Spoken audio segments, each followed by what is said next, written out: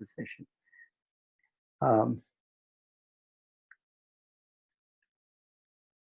Okay, so the recording got started. Great. Okay.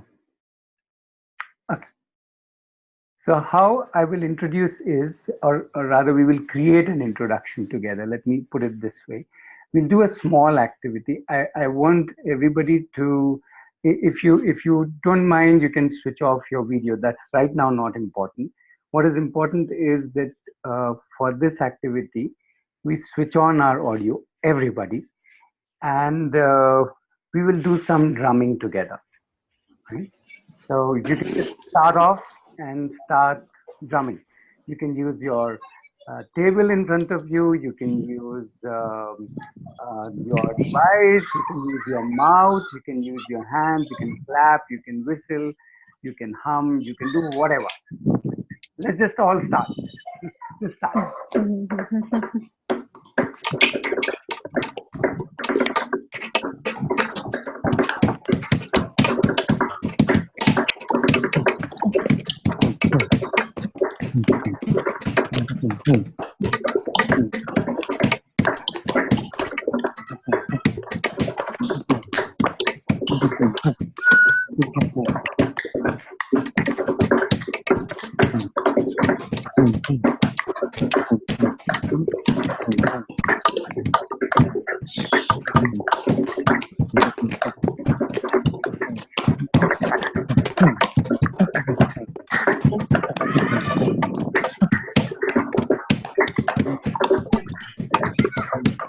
ये तो गाना चल रहा है, ये सुनना है तेरे को।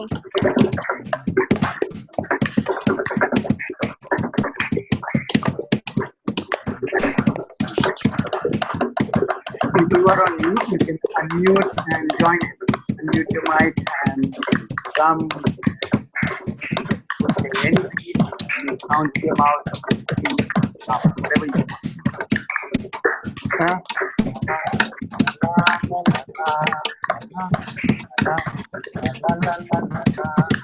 ये तो गाना चल रहा है ना।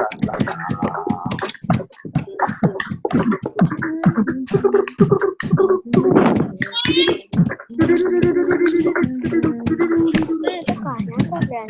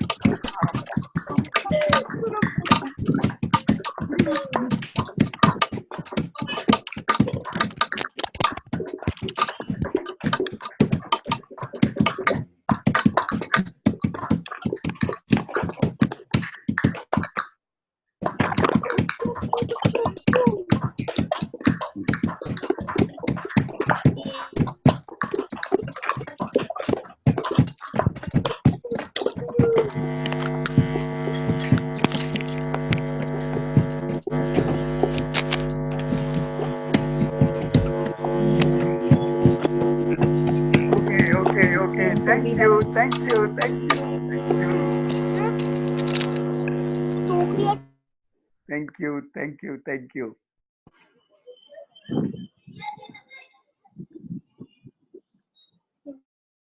Okay. So how was it? In the sense, how was the introduction? and you have to tell me what it meant, what this whole drumming thing meant to you. So you can unmute your mic and share, or you can use the chat window to share. Um, for people who are using Zoom for the first time, you will get used to it, so don't worry. Um, we'll take it slow. So, how was the introduction? What did it tell you? Did you enjoy it? You can respond in chat. You can just come on, unmute your mic and speak up. I love the I jamming think session. Sorry, did I interrupt somebody? No, no, no. Just that's because we are, just because we can't really see each one of us, so it's a good idea to say your name when you are speaking, so that others know who is saying. Yeah, and also we're getting to know each other. Yeah. Hi, this is Arpita. I love the jamming session. I think it sort of helped. The drumming helped me ground myself, and I mean it helped me put the other thoughts in my mind to rest and kind of completely get into this whole zone of workshop. Okay. As I said, this is Uh, also an introduction to Jagriti. So you have to also say what would this activity Okay. tell you about the Jagriti program? Okay, so I think the drumming session gave an insight into that everybody is going to be participating, and it's going to be hands-on and a lot of fun. And it's not just going to be all about hearing somebody talk all through 3 hours. So that was Okay. good session, a good energizing way to get into the whole Jagriti program. Sure, sure. There's some interesting messages in the chat window also. I would Yeah, like to share something. please. Hi, I'm Priya, and during this session, I just got kind of transported to a forest. It was like that kind of an energy, and it was like a forest which is, we are from different parts of the city or whatever, and all of them together doing this. And yeah, that was the first sense which gave me. And I think this, what sense it gives about Jagruti is very similar to what she shared just now. It gives a sense that we all are going to learn from each other, and together we are going to take care of the coming generation, as I would put it, like together looking at all the children and see how it impacts the society or something like that. Yeah. Okay. Okay. Thank you. Hi, I'm Praveen. Yeah, Praveen, go Uh, ahead. okay. Actually, this lead to something like finding harmony in participation. And the first thing, of course, Jagriti is going to give a lot of fun. Along with that, a good learning too. That was my finding. Okay. Okay. Okay. Just one moment. I think there's few people who need audio help. Anurag, are you around? Are you? Can you help people with can they call you on phone and can you help them with the audio? Or, Sure, I can help them. So should I send a message in the chat window yes, from there? please do that. They can just call you and call your number if you're okay with all that. Yeah, I'm okay with that. No, you'll have to write it down that call me to help for audio or something.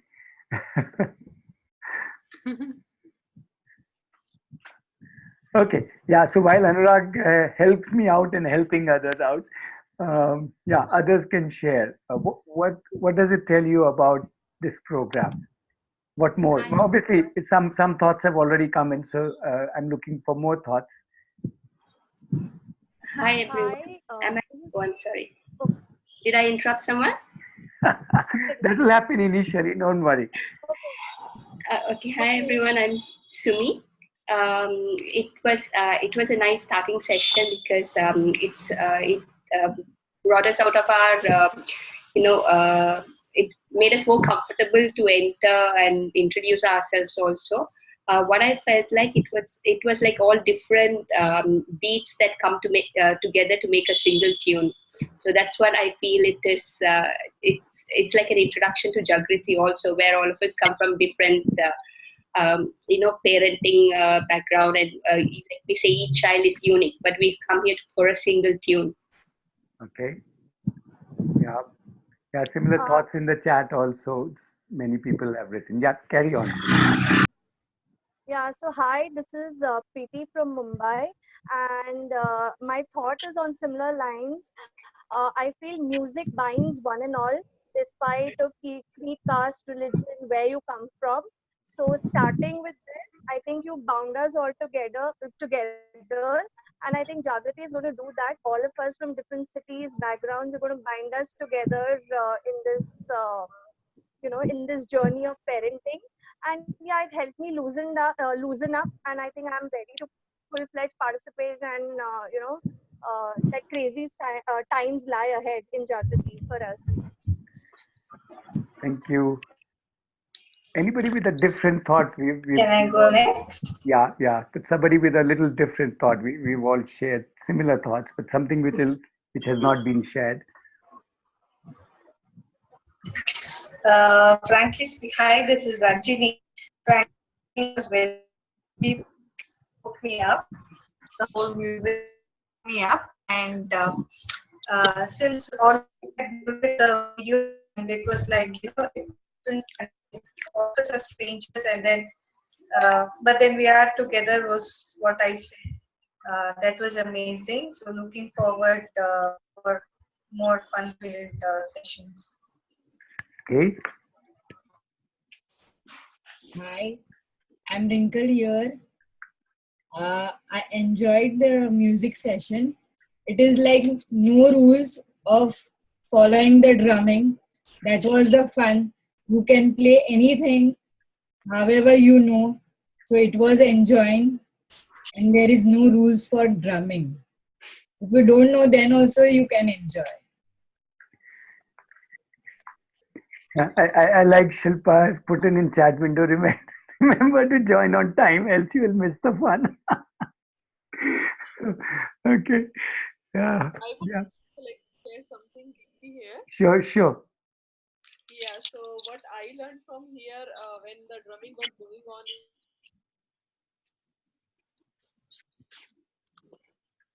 Go ahead. Sorry, your voice. We lost your voice.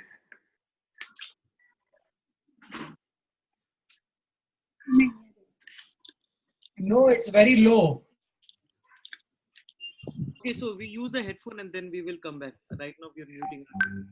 Sure. Sure. Sure.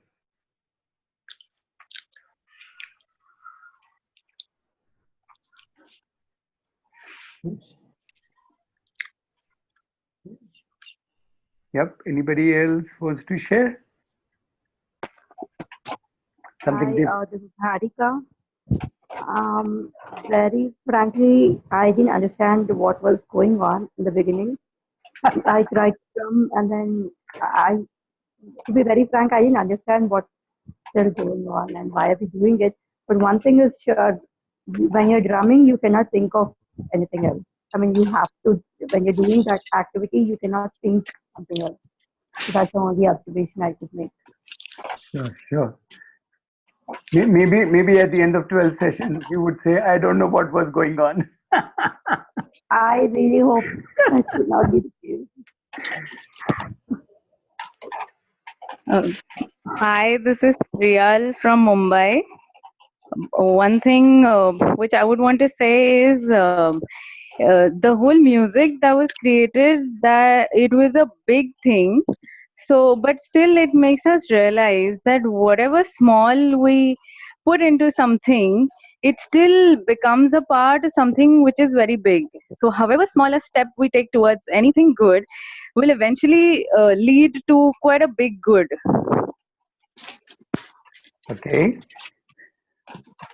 Yeah, I hope everybody's also following the chat messages because there are a number of messages out there. I'm obviously not reading them out. There's so many of them. So just reminding you to follow that also. Okay, So, yeah, I'm sure more people want to share their views, but we have to move ahead. Yeah. So, yeah, that's what Jagriti is all about. A lot of noise and a lot of fun. And yeah, different people playing different things in different, all the views are accepted, respected, enjoyed, and worth learning from. Yeah, as somebody pointed out, no judgments, and everybody's participation is extremely important. Yeah, and all the other points that you all mentioned. Okay, so that was just a quick introduction. I know some more people want to share, but I'll kind of just move ahead. If you think that what you want to share has to be shared, please pause me at any time, and just not today. At any point, you can pause me and say, "I want to say." Um, so, Just yeah, yeah, okay.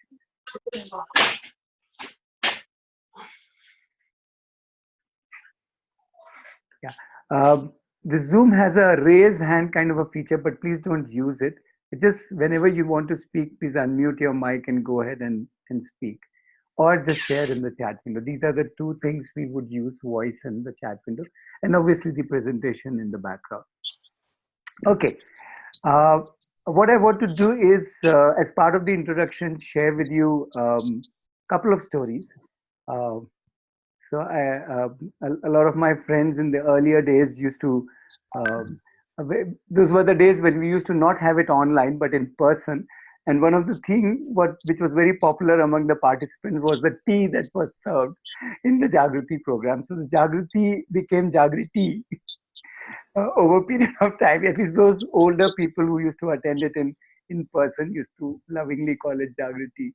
So they used to say, "Oh, we only come for the tea, the Jagriti." Okay, so welcome to the Jagriti, and I want to start with couple of tea stories. Right, I hope you like listening to stories, and both of these are incidentally tea stories. So Jagriti starts with a tea story. Both of these are not very uncommon stories. So possibly you have heard them before, but let's see if we can discover many more layers or many more aspects about these stories by hearing to different people's point of view. Okay, so the first story goes like this: that there's this. Incidentally, both of them are Zen stories. So there was this guy who traveled a long distance and uh, came up to a Zen monk, and he started talking about himself that I am this and I am that, and I've done this and I've done that, and so on. And he said, "I've come all the way to learn from you." So the Zen master or the Zen monk said, "Sorry, I can't teach you." He said, "What? Meaning I've come all the way and I've whatever done this, done that." And the monk said, "Sorry, I can't teach you." And this went on. You know, the person requesting again and again, and that monk saying no. Finally, the monk says, "At least have your tea." And he picked up the kettle and started pouring more tea in the cup. And obviously, the tea started overflowing. And uh, kind of that's when it stuck uh, to the person who had come, and he quickly picked up the cup, turned it upside down, and he said, "I'm ready." So that's the first story. Your thoughts?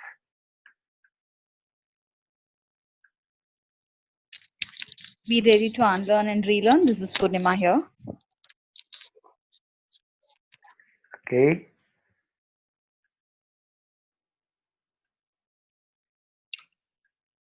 This is Tejas here, and we are ready for it. Ready for what?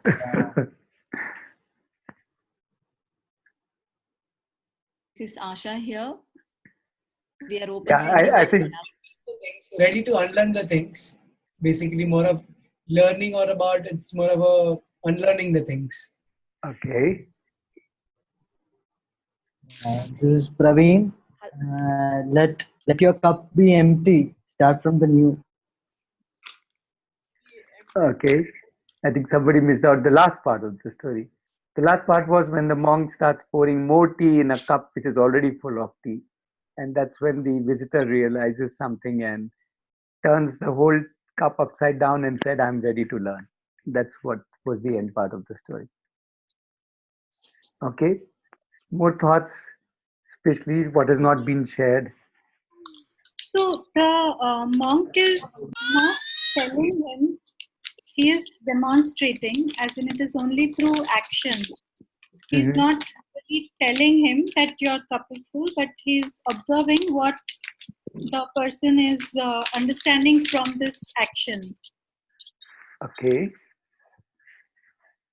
Hi, this is Priyansha here. Uh, I think too much of any knowledge is like too much of any knowledge is not good. So maybe it's pouring the tea was pouring. He was pouring the tea, and it was too much. So yeah, so it's not good for anyone. I would personally think that. Okay.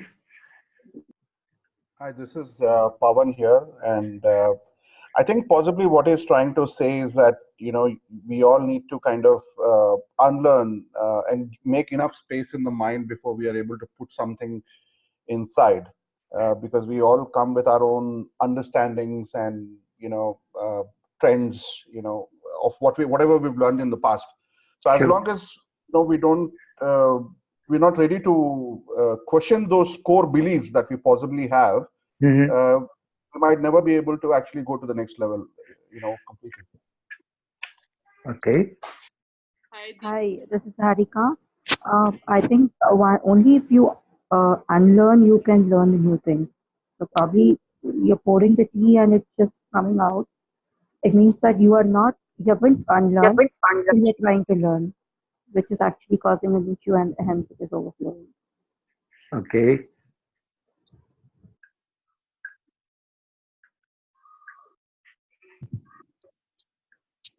Somebody with a little different take on this story. Cup is not enough for. Hi. Yeah, this is Murli here. Sorry, Praveen, So you my said something I missed out. So I told the cup is not enough.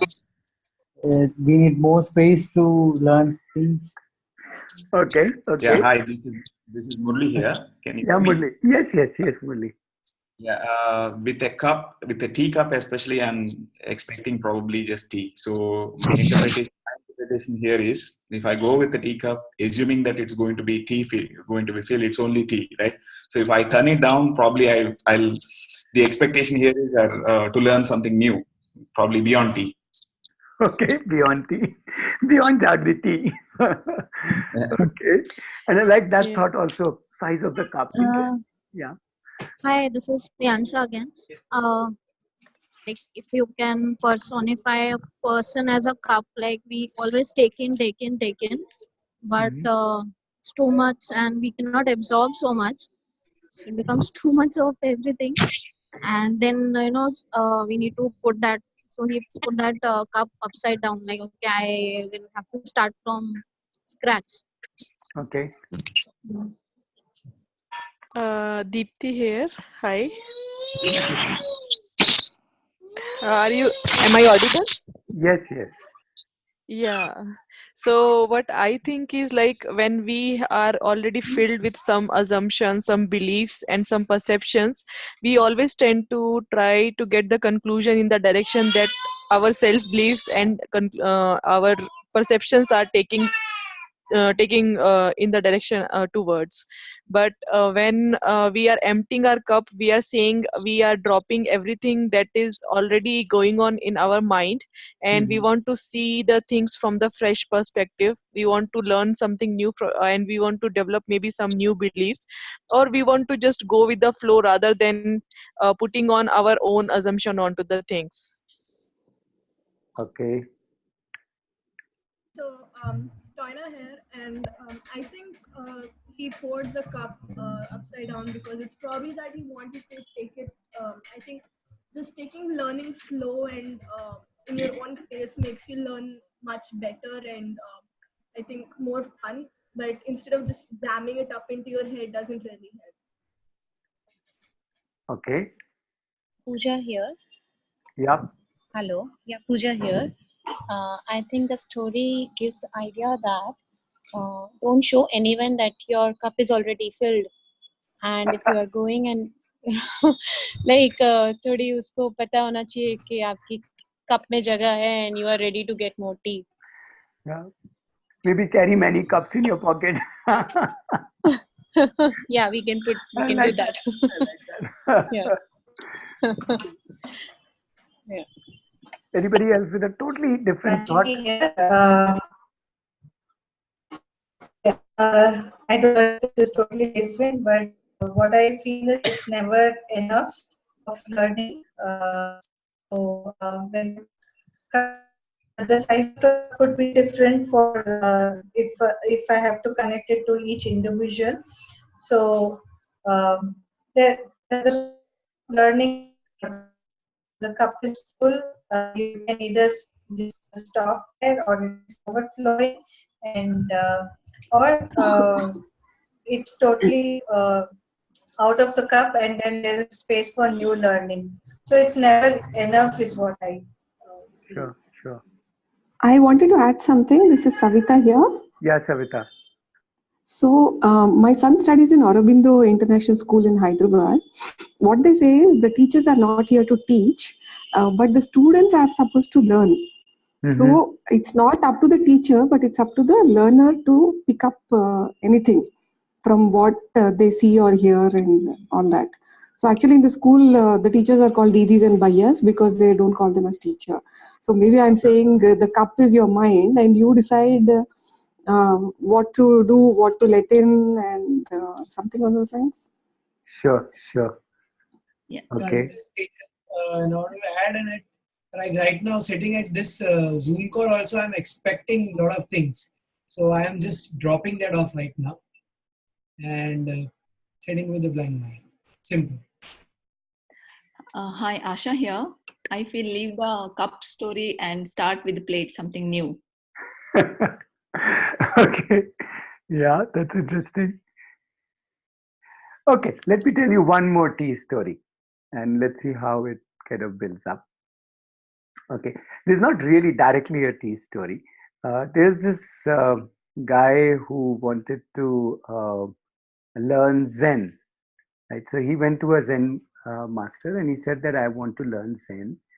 So the Zen master said, see, I think the best person for you to learn Zen would be the old lady who runs a tea shop at the end of the road. So why don't you go to her and learn from her? So this guy said very well, and he went up to the tea shop and went up to that elderly lady and he said to her that I want to learn Zen. And the lady slapped him, nice and hard smack on his cheek. And obviously, this guy was totally flustered. He wasn't expecting a slap. So he ran away from the tea shop and he went back to his home. And then obviously, he kept thinking that why did she slap me? Um, and obviously, the curiosity got better of him. And he came again next day to her tea shop. This time, obviously, disguised because he thought again he may get slapped. So he came disguised as another person. And obviously, this time he didn't go and ask her, but he quietly sat in her tea shop. And then he started observing her, how she made tea, how she managed her tea shop, how she served her customers. And the more he watched, the more he observed, the more he understood what is Zen. So that's the second story. Your thoughts?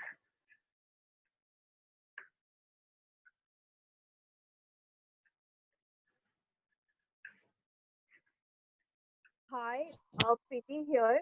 Uh, what I've, of course, school and college gave me knowledge, gave me information, data. But when I was working, what I learned and realized is that if you want to learn something about someone, it's not necessary. It always has to be taught. You can just observe people, observe things, and pick them up. So that, and like very plain and simple the way you put it, he learned Zen by just observing. And I think I used to observe people at my workplace when they used to come in, whether they had a smile, whether they wished me, and if depending on their facial expressions, I would know maybe they've not had the best day at work. And so I would try to get into a conversation with them and try to figure out what happened. So I think observation is the key to learning. Okay. Let's go a little deeper, but that seems to be the obvious message. But let's go a little deeper than just observation. Let's see what else is the story trying to say. Hi, this is Pawan here, and I think possibly what Zen is just about being in the moment. You know, you just don't need to learn anything, but I think it's just about being in the moment and observing the moment and learning the moment and feeling the moment. And I think that is what is Zen. I mean, so just go with the flow, I guess, and be alert and seeing and watching and feeling everything. If I become more silent, automatically other things will, raise one by one. That's it. Okay. I think, hello, I'm Sakshi. So I think from this small story, it's more about that nothing can be really taught by someone. Nobody can teach you your mind. So the knowledge has to come from inside. Can never come from outside. Okay, I think we know this saying the same thing in the chat. Okay. More thoughts, different thoughts? Okay. I think, sorry, did I interrupt somebody? No, go ahead. Yeah, Purnima here. So what occurred to me was that, sometimes, you do know all about it, but you never realize it until you really step back and sit and observe. You do know. He did probably know what Zen is all about, but he had to take a step back, sit and observe, rather than it was all there in front of him always, but it's that moment of realization. Sure. A step back or a slap back? Yeah, Ranjini is saying the same thing. The slap made a difference. Yeah. And somebody is asking, why did the old lady slap him? So, may I answer that? I think the old lady was no Zen teacher and all that. So someone comes suddenly and says, "Teach me Zen." She's like, "Why is this fellow wasting my time?" She's a regular tea hotel lady, and that the reason this fellow came and disturbed her is what she was slapping him for. But the idea was that this fellow is just supposed to observe, see what it is, what's going on, and see what he wants to make of it. So the whole approach had to change, basically. Right. And Priyancha is saying she was slapping everyone. Okay. Could it also mean that, knowledge is not just about knowing it, but it also has to be incorporated in your daily life, so it reflects, Zen reflects in everything that you do. You just don't have to have the knowledge and pass it on. Yeah, maybe. Priya is saying slap made his cup empty. Hi, this is Shruti here. Yeah, Shruti. So from this, what I could feel and understand is the interest more than the observation and learning. Probably she was checking what is the interest and the focus he's carrying to learn the Zen. Okay. Yeah. So Maybe. even it might be through an observation, probably, anyone could probably learn for a couple of days or a couple of minutes and leave it. But his interest would be profound and stay for a long time, or would it just end for a week or so? So that was the slapping point of lesson is what my takeover from this. Okay. Yeah. Hi. I feel when you go with some interest to learn something, and when you get unexpected thing like slap, do you still continue to go learn the same thing, or you just I got something unexpected and leave it and go? Okay. Okay. So I'll move ahead. So as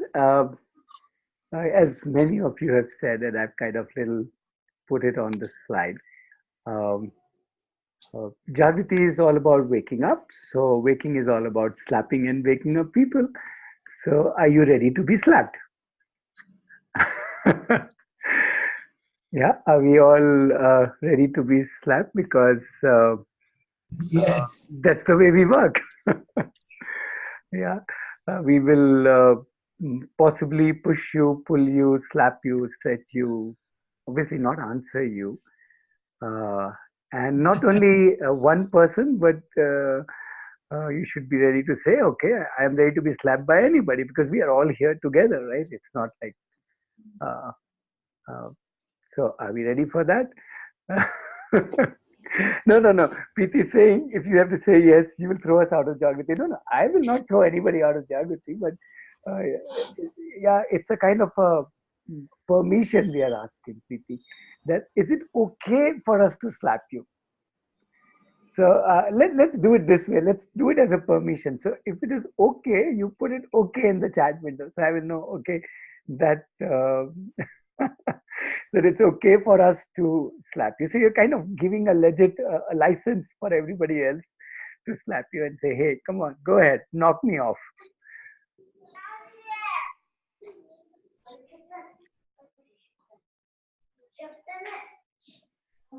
Yeah. But if you have reservations about it, you can talk about it right now. Um, because we do end up doing that for some reason or the other. Uh, uh,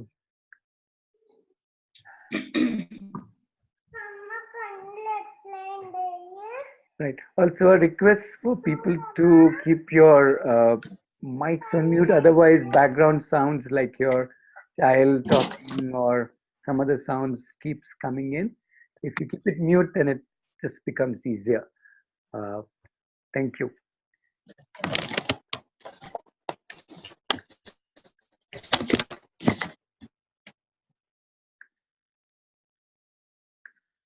Right. Um okay. So, kind of, we have kind of come to some understanding of Jagriti, hopefully. Yeah. Yeah, incidentally, we did slap our cheeks to make some rhythmic sounds. Yeah. So, yeah, so that is what Jagriti is all about. It's about uh, all of this. It's about emptying the cup, and we'll explore that in many different ways. It's about slapping each other, and we'll do that in many different ways. And it's also about, yeah, everybody having their own music, yet we all coming together and sharing and playing it together. Yeah. So it's all about all of that, uh, and maybe a little more. Um, so let me move ahead. And before I move ahead, I just wanted to remind that while we will do these sessions, and these sessions would be only of 3 hours duration, um, what is important is that we keep connecting with each other beyond these 3 hours. So I'm hoping people have have joined the Slack community, which we had mailed you the details. I see a lot of people have joined there. But if you have not joined, please join there, because that's where we can continue a lot of our discussions and sharings and slapping each other. Yep. So that was just a kind of a reminder, an important reminder. Okay. Just taking a pause. Anybody wants to say anything at this moment? Not about anything. Just anybody wants to share something, if you want to. Else we will jump into the next part of the session.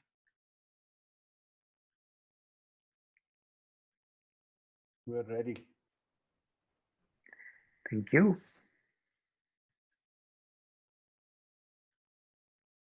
I wanted to say something. Sure. I think as far as education goes, like kids in school and learning different things, I think there are two aspects to it. One is learning facts and learning certain things and all, which is more like a book, you read a book and you understand certain things. Then there is the realization part of it, and I think that is a very different thing altogether. And I think only the first is being targeted in most learning places, Mm-hmm. but actually realizing what it means and how to like fully realize any concept, I don't think that's happening. I somehow that's what I wanted to say. Sure.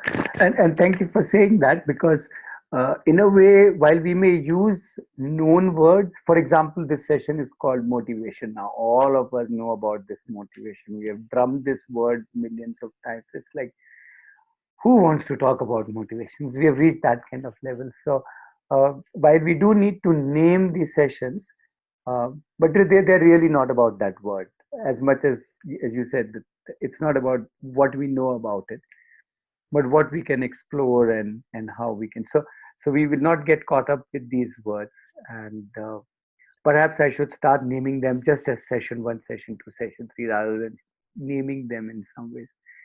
So anyway, since we have named it motivation, let's start with a little cartoon that I picked up from Google.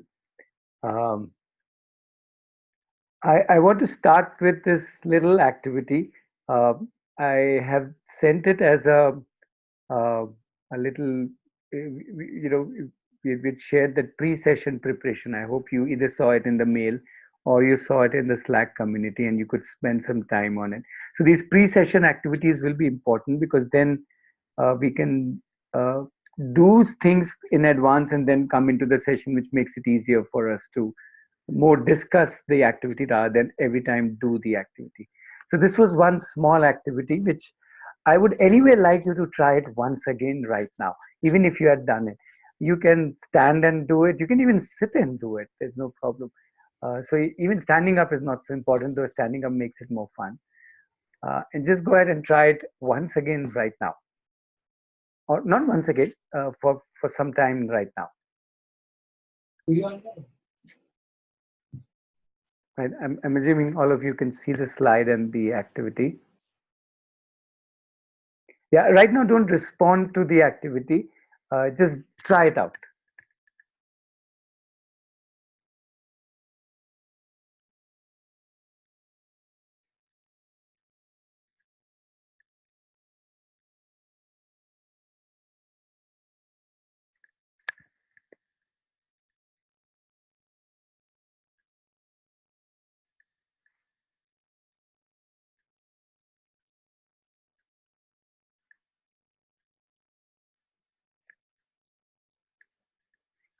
Okay, so as I said, some of you would have done it before, some of you tried it now.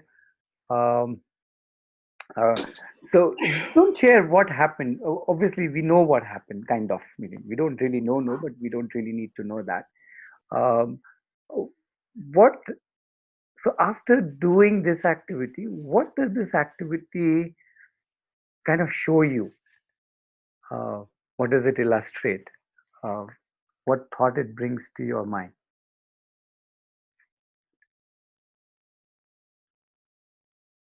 Hi Ratnesh. So Preeti again here.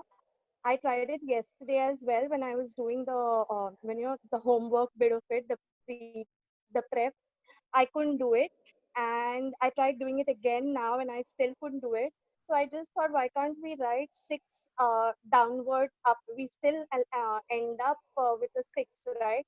And then my leg continued to rotate clockwise. So I just thought, if things don't work one way, it's not, there's always another way to work around it. Okay, okay, I tried a lot, or maybe sure, I didn't sure, have the sure. patience to continue, but I thought, let me try it the other way around. I know you've written top to bottom, but I tried it bottom to top to just see if it works, and it works. Six. Okay, okay. Yeah, more thoughts. What is this activity possibly showing to you? Yeah, it is too wired very particular way Mm-hmm. from so many years. So just doing it differently, not as per the wired one, it was little difficult on this time. So the wiring has already been done. The pattern has already been done on only one side way. Mm-hmm. So you're saying you're wired in a certain way, and hence it is Yeah, not. particular way, and this is the different way. So Okay. it can Okay. retaliation in that way. Right. So yeah, we can try different ways. Okay. Let me also put this on the screen. Okay. Carry on. Some more thoughts. I think I felt, the leg is going in the clockwise direction, whereas 6 is an anti-clockwise. So doing two opposite things at the same time, I found that difficult because both are Right. absolutely Right. contrasting Yeah. opposites. That was what the activity was. So yeah. What does it make you think? Yeah.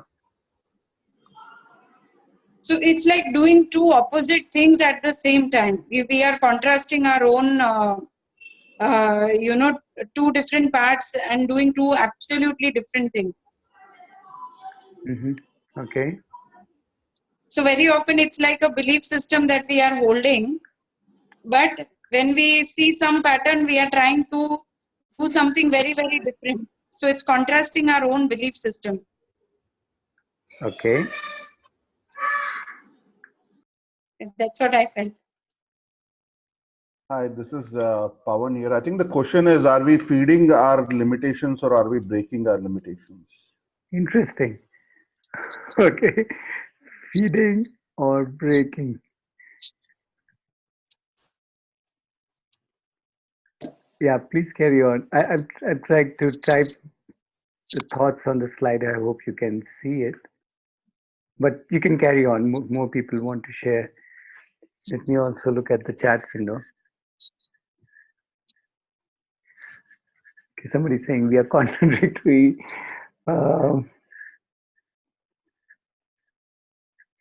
Okay, analytical, creative mind. Mm-hmm.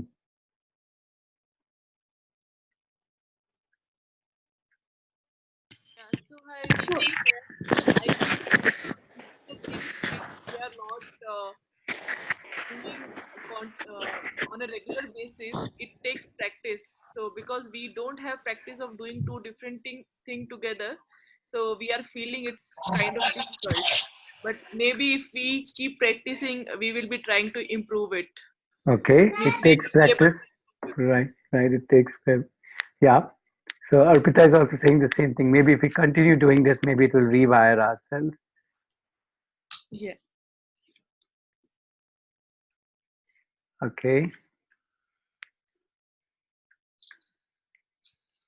We're doing something. It doesn't have to be done in the way it has been taught, but I think there are other ways it can be done, probably your way or probably a new way or some other way.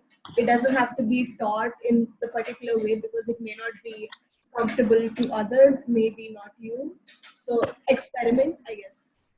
Okay. Yeah. Experiment. Okay. So my question is slightly different. I am asking, what happens when we try to learn something new and we find it difficult or daunting?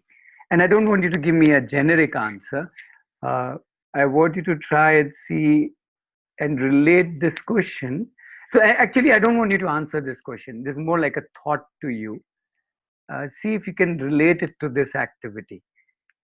If you found it difficult, challenging, what was your thought process? I want you to just think, just immediately don't respond, but think, what was what was I feeling?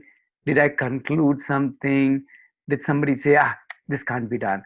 Left brain, right brain, whatever.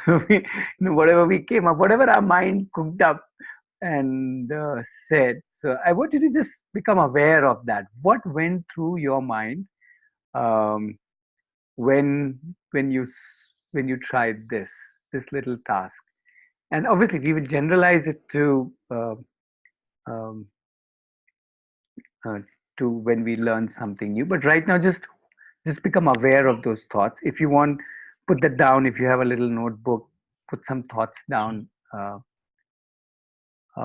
And as I said, I don't want you to right now share. I just want you to think about it.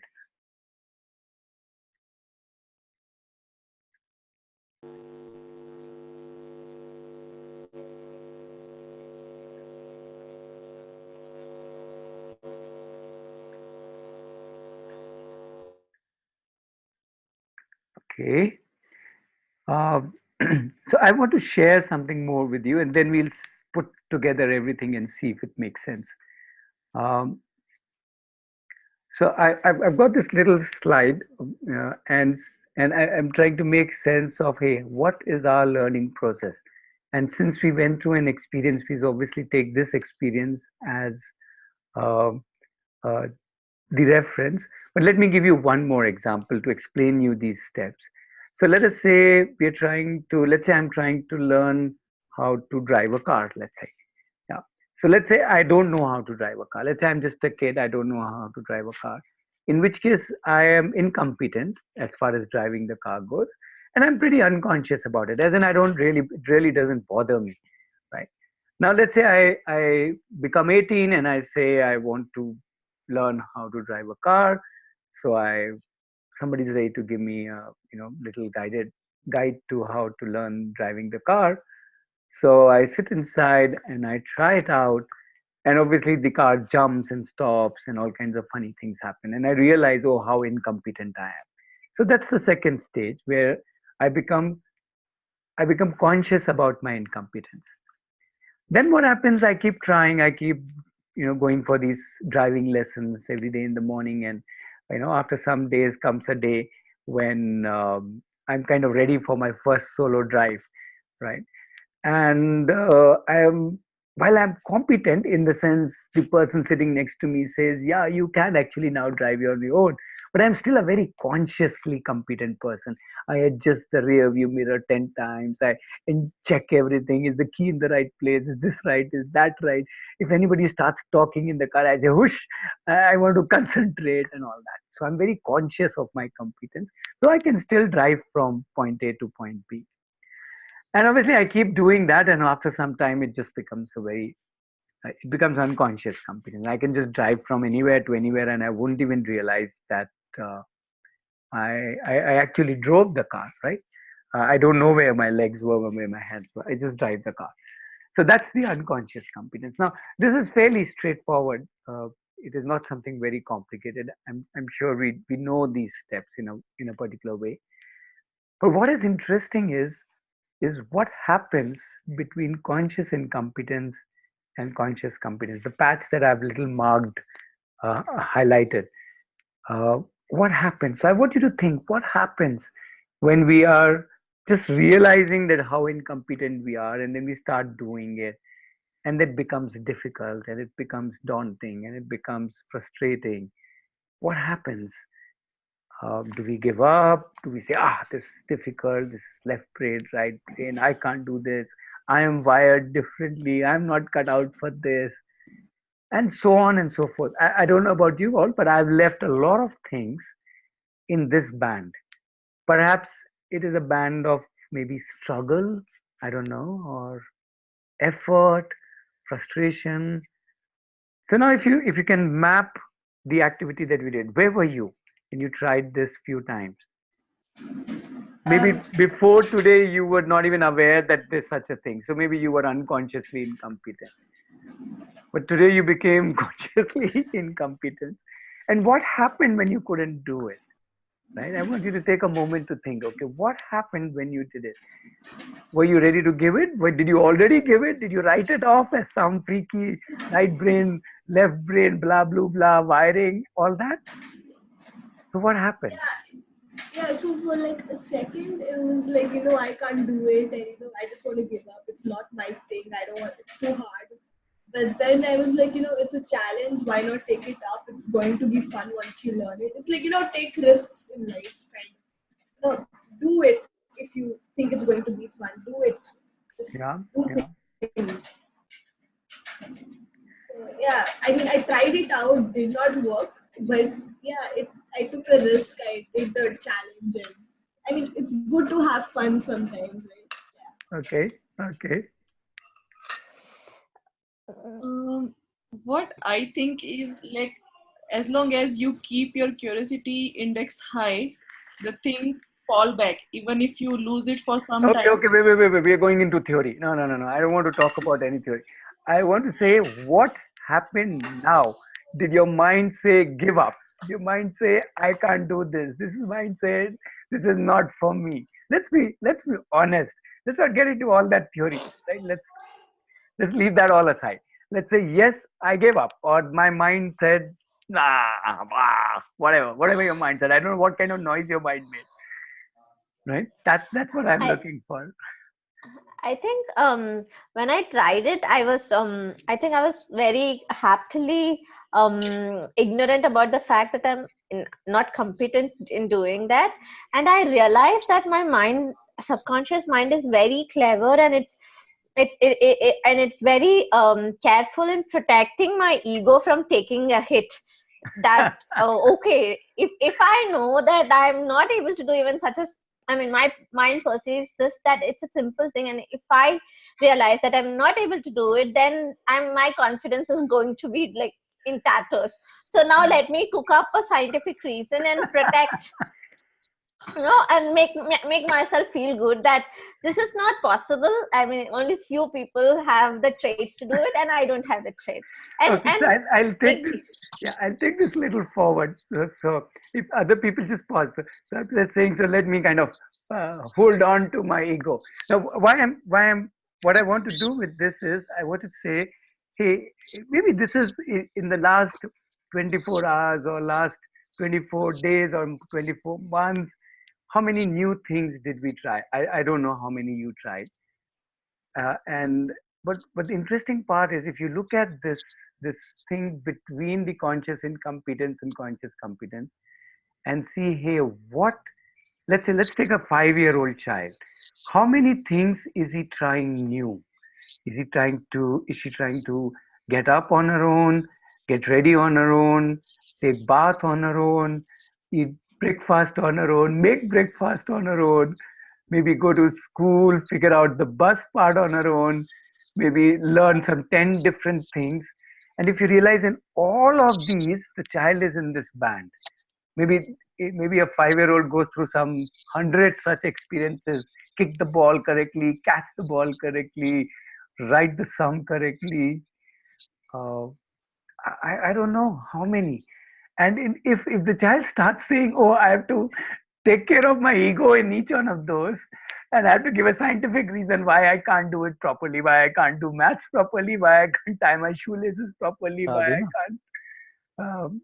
can't do, talk to people properly, why I can't talk to a stranger, and so on. What would happen?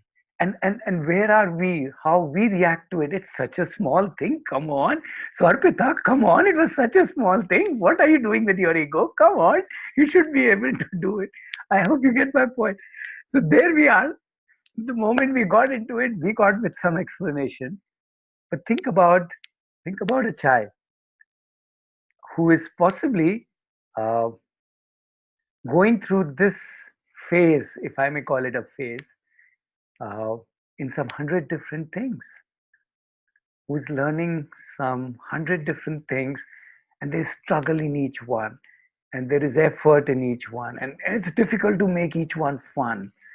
How many ones you want me to make fun and say, and the mind says, give up, don't do it, you're wired differently, go get lost. What do you think? And how do we react as parents, adults, teachers? What do we expect? So I think So this is something tap on. yeah. Sorry, So 2-3 children people are speaking.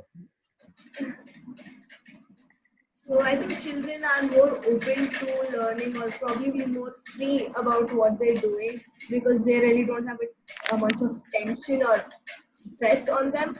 But I think we when we're doing something of it's not possible, we focus on why it is not being able to done, why it is not being able to be done, or why we are not being able to do it. But we don't focus on how we can do it. So we're basically focusing on, oh, I can't do it, it's too boring, it's too hard. But we don't focus on like, I can do it, I can use this to do this. We just focus on the negative way, I think. Okay. Ratnesh, your this last question was literally slap on. Sorry, literally? Slap. Okay. Okay, elaborate.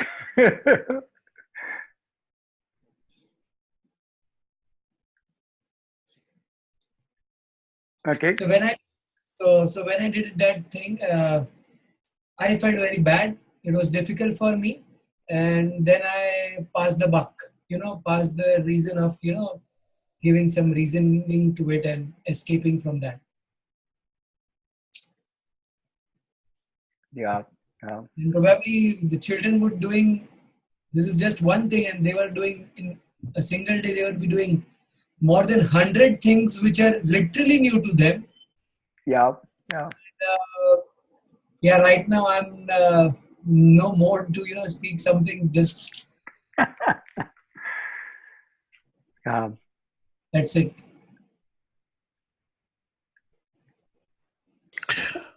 I think we give too much importance to ourselves, and I think when we give too much importance to ourselves, we create a problem for ourselves from learning new things. And I think the day we kind of shed ourselves and kind of keep it simple and be open to the fact that you can be the most stupidest person in the world, then I guess it becomes a lot more easier. I mean, that's how I felt. Right. And we should be ready to have children also being in that same stage. I think actually children are possibly already in that stage. I think we kind of have, Yeah. you Yeah. know, we need to become children. Yeah. Yeah. And learn from them. What I observed is today when I was doing the activity, like I was checking where exactly my leg is not following the right direction. So then I observed that as soon as I am moving towards the end of the six, like I'm moving to the left direction, that time my leg is not moving. It automatically moves in the left direction. So that was a discovery for me. So what I felt is at that moment when I gave up, like I know now this is the point where I need to practice to control my right leg still to go in the right direction. And maybe that give me a thought I can try it later on. Now I know where I am stuck. Yeah. Also Or possibly, maybe yeah, also possibly it's all right to give up. yeah, means sometimes we feel like we have discovered what is the area where we are incompetent, and we put it for a later time to learn. Sure. While Sure. I think the child mind doesn't work in that way. They keep trying until they achieve it. Or it could be the reason, like what I have observed is, let's say a child is seeing his or her parents walking. So even if he will give up, he will keep getting the triggers. He can always see his parents moving. So that will again give him the motivation, give him or her the motivation to start again. I don't know. It is just my thought process. Sure. Sure. But I Yeah. want to also more focus on the giving up part, and I'm asking you, isn't it, if we in one activity wanted to give up, how about children who have to try, let's say, 50 or 100 things, Yes. to learn 50, 100 things? What about them giving up? Isn't it all right? Yeah, I think so. It is all right. And as means sometimes what I feel is they also try to learn something and then they give up something, and after some time they again pick up. So it depends upon them when they want to learn and when they don't want to learn. Sure. But if So, so, yeah, so I'll record that. You're saying it depends on them when they want to learn and when they don't want to learn. Let's record that. Next time somebody will ask something, I will say this. It depends on them. Remember, you said it depends on them when they want to learn something and when they don't want to learn something. It's yeah, recorded. Record it. yeah. I'll play it again. Actually, I will give an example also. Wait. My daughter. We'll just go ahead. I can't take too many examples right now. Okay, okay, But okay, let me okay. see if somebody has a different point of view, or What I somebody wanted wants. to add, Yeah, this is yeah, Savita here. I wanted to add that beyond unconscious competence is complacence. So you forget how you learned certain things and how you became unconsciously competent. hmm, And then we start judging the little ones or a new learner. yeah, Uh, why can't you learn this? It's so easy, or something like yeah, that. yeah. It's Or very you're easy. not doing it right. Absolutely. I should say to you. It's very easy, Why can't you do this simple thing? I've been doing it for 14 years now. Right. Yes, yes, we do that. Yeah. So we actually kill any motivation, maybe. Yeah.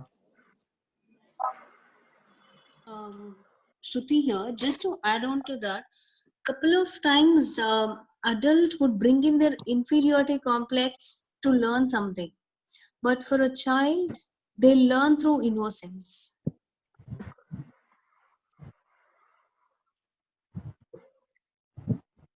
Okay. Yeah. So in some ways, we are lucky. We are lucky that children are by their own very design, let's say, ready to push in many, many areas.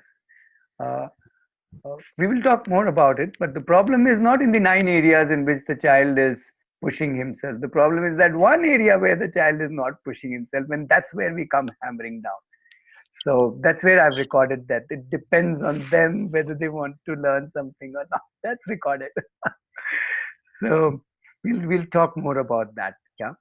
So what I want to do, I want to share one more story with you quickly, and then we'll take a small break. We all need a break. We've been so typically around 9:30 is when we take a break. That's about the halfway mark. But there's no such rule that we take it that time. We can take it earlier or later depending on what the group wants.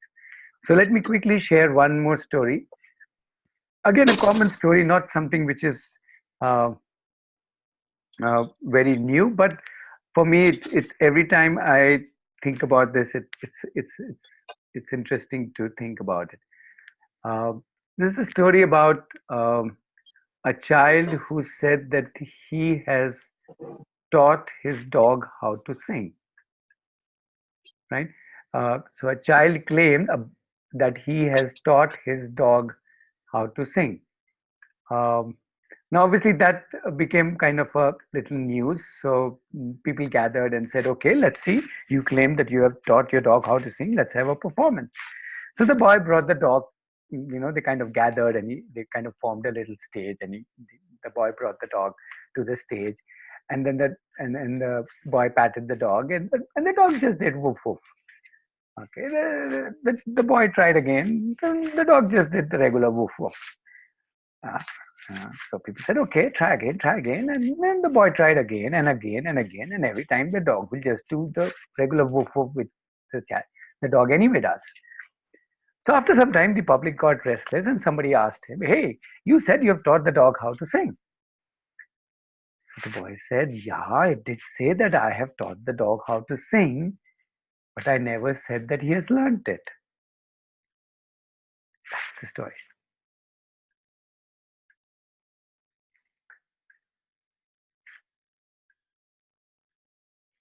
Quick thoughts?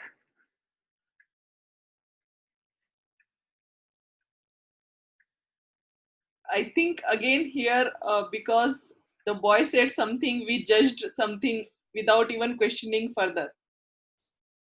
Mm-hmm. Okay. So that brought the communication gap there. Okay. Hello all, can you This hear is me? Sakshi. Yeah. And I think it's always that we are looking for a result, that there should be a result. If you're teaching someone, we need a result in the end. But the story tells us there might not be a result, which is visible to eyes. There could be some inner learning going on in the dog, which was not visible to everybody. Okay. Okay, don't go for the results. Okay. Hello. Hello. Hello. Yeah, it was I who want to make Hello. them learn something. I've never thought what dog want to learn. Okay. Yeah. What dog wants to learn, right? No. Okay. I have told him that I want to make you learn this, but Okay. that is the message I want to give. Sure. Hello. Yeah. Can you hear me? Yes, we can hear you. Okay, sorry. So I've been trying for a long time to fix my microphone. Okay, so what I was going to say is, Yeah. yeah. So this is Gayatri here. Yeah, Gayatri. So what I understand is from the story is we hear what we want to hear. Like we judge what in the sense that we have some preconceived notions, and we already have made up our mind as to what is going to be the answer to any question. So the boy says, I've taught the dog to sing. So our immediate thought is that the dog is going to sing. So we already have made up our minds as to what is going to happen or what is going to be the result. So there's something already set in our minds that we think this is the result.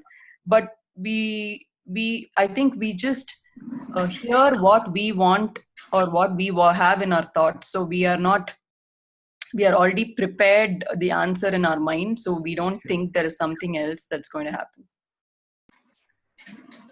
I think it's about, I totally agree with what you just said. And I also think it's, about that we are used to a particular kind of answer because we have not learned enough. I think it's about, knowing that there can be other ways of doing something. It's not that there's always going to be an outcome. There is going to be time taken to do something, and there is going to be, you have to have patience. You can't just directly get an outcome, and not even a good outcome if you don't wait. Okay. To put it shortly, I think we believe teaching automatically leads to learning. Yes. Yeah.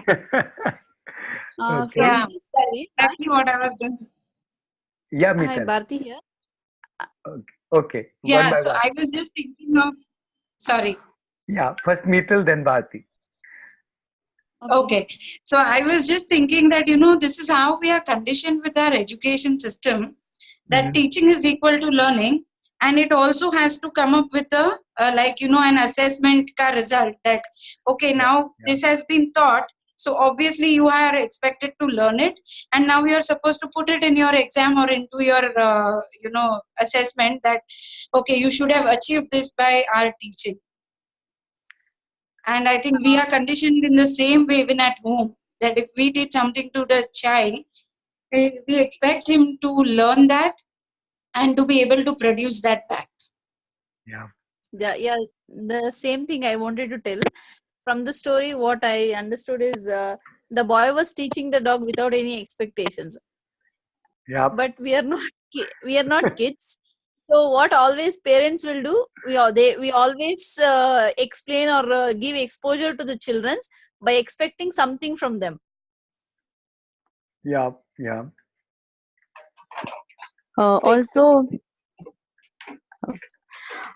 this is Priyal. Also, one more thought this story gave was that the boy thought of teaching the dog to sing, but the dog is not meant to sing. So, probably had he thought of teaching something that the dog could excel at, for example, going and catching the ball or something like that, probably he would have picked it up way easier. So, sometimes it's just that it is in our heads that the kid should be doing that, but probably if the kid is not meant for that, then it's never going to learn.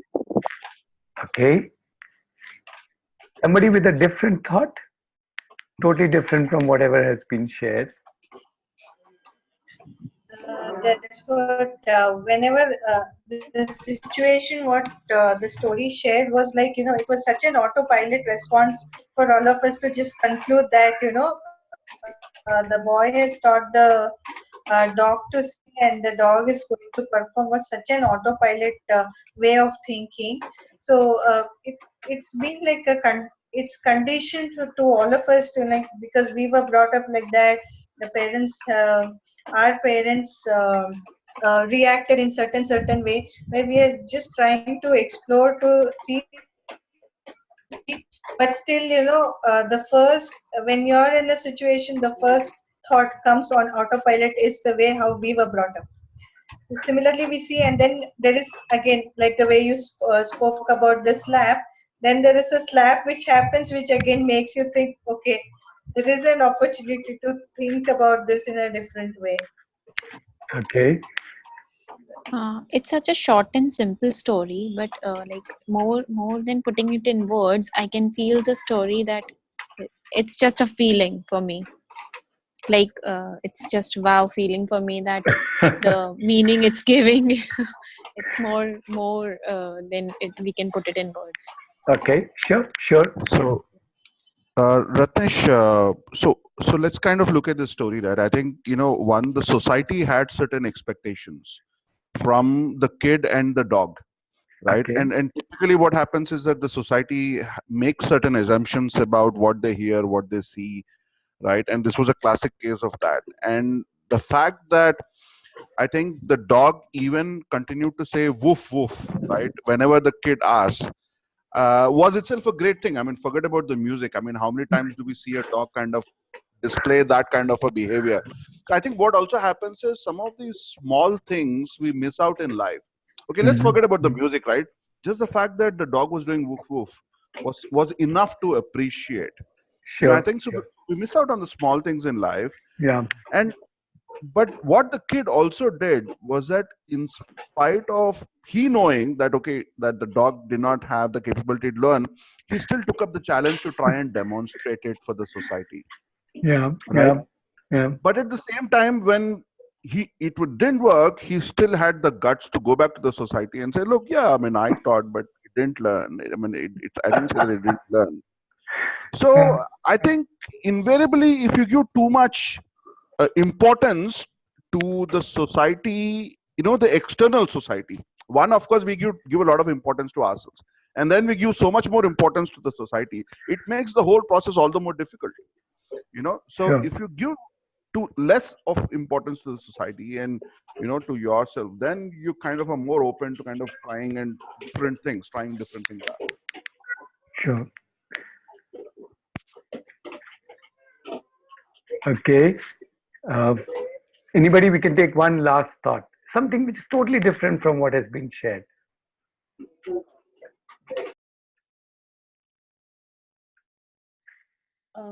Just to add on to this, after listening to the story, I was assuming and thinking the child was prepared the child was never prepared for an appreciation. Mhm. So as an adult, we would always look at for an appreciation. Yeah. Actually, sorry to interrupt, but I think children, at least from what I've observed, they really look forward to appreciation and they really get motivated with appreciation. Like, I Okay. think they love it. Sure. So, Gayatri, we'll talk about appreciation. Maybe not today, but maybe at some point of time Okay. during the Jagriti program in more detail. Right. Okay. So let's get into the break. But I wanted to mention that in one of the previous batches, somebody said that, hey, for all you know, the dog was singing. Just that his singing wasn't what we think is our singing. So maybe everything was fine. So anyway, so let's take a small break, and it's a good time to take a break. So how long a break do you guys want? We can have a little quick, whatever. 15 minutes, if that's okay, or 10 minutes is okay. Oh, 10 whatever minutes you is think. fine. 10 minutes, 15 minutes. I think it's the 10. first day. Let's be little more than 10. First time people are just settling in. So, shall we make it a little more? Somebody come up with an odd number, maybe 12 and a half minutes or something like that. So, I'll take an average. Pawan said two numbers, 15 and 10. So, I'll bring in little mathematics. So we'll make it 12 and a half. Is that okay? From next time onwards, you be clear how much you want. Right? So since you said two numbers, I'll take an average. So we'll be back after 12 and a half minutes. So it's 9:31 by my watch. So 9:33 and a half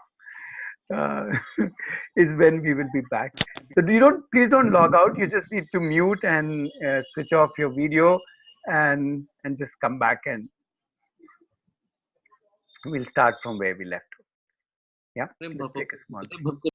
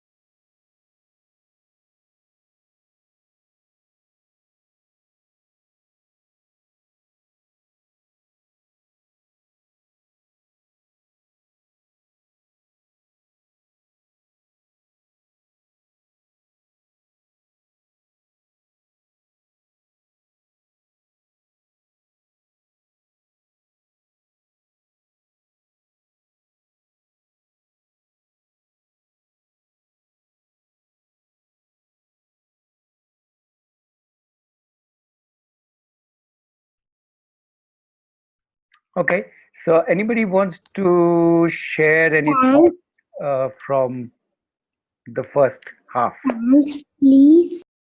Yeah, like how they do in football, at the break time, expert commentators will give a one-liner about the first half. So, Thanks. Please, so much thanks. yep, anybody would like to say anything or share anything? Yeah, it was pretty interesting and pretty fun. Looking forward for the next. Pretty excited. Okay, that's okay. More about the program. Okay, fair enough. Uh, okay, fair enough. Let's start. So I want to start with a small activity. Yeah. Um, so let me first play a small song. I'll play a small song. Just um uh, just listen to the song. The lyrics are there on the screen, so you can see also. And then I'll tell you what next to be done. Just give me a moment. I'll pull up the video. I think Ranjani is asking the newspaper decoration. I'm not going to answer everything. Maybe a slab would be better. uh,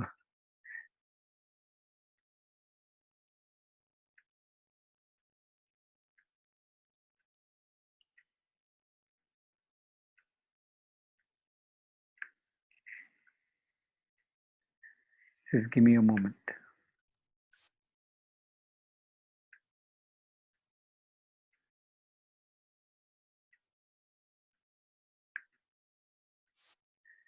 Yeah.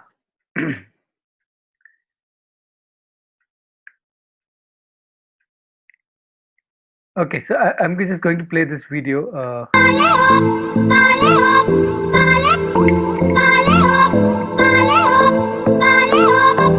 Ton sourire m'insensé, je suis folle à toi. Le désir coule dans mes veines, guidé par ta voix. Ton sourire m'insensé, je suis folle à toi. कुड़ी नशे से कुड़ी नशे से चढ़ गई पतंग सी लड़ गई ओए कुड़ी पतंग सी लड़ गई नशे से चढ़ गई ओए कुड़ी नशे से चढ़ गई पतंग सी लड़ गई ओए कुड़ी पतंग सी लड़ गई ऐसे खेचे दिल के पेचे गले ही पड़ गए ओए नशे से चढ़ गई ओए कुड़ी नशे से चढ़ गई पतंग सी लड़ गई ओए कुड़ी पतंग सी लड़ गई उड़ती पतंग जैसे Okay. Maybe some of you just started enjoying the song. What I want you to do is, I want any one of you to volunteer to sing this song. I'll put the lyrics for you, if you need it, that is. But I want any one person to volunteer to sing all alone this song.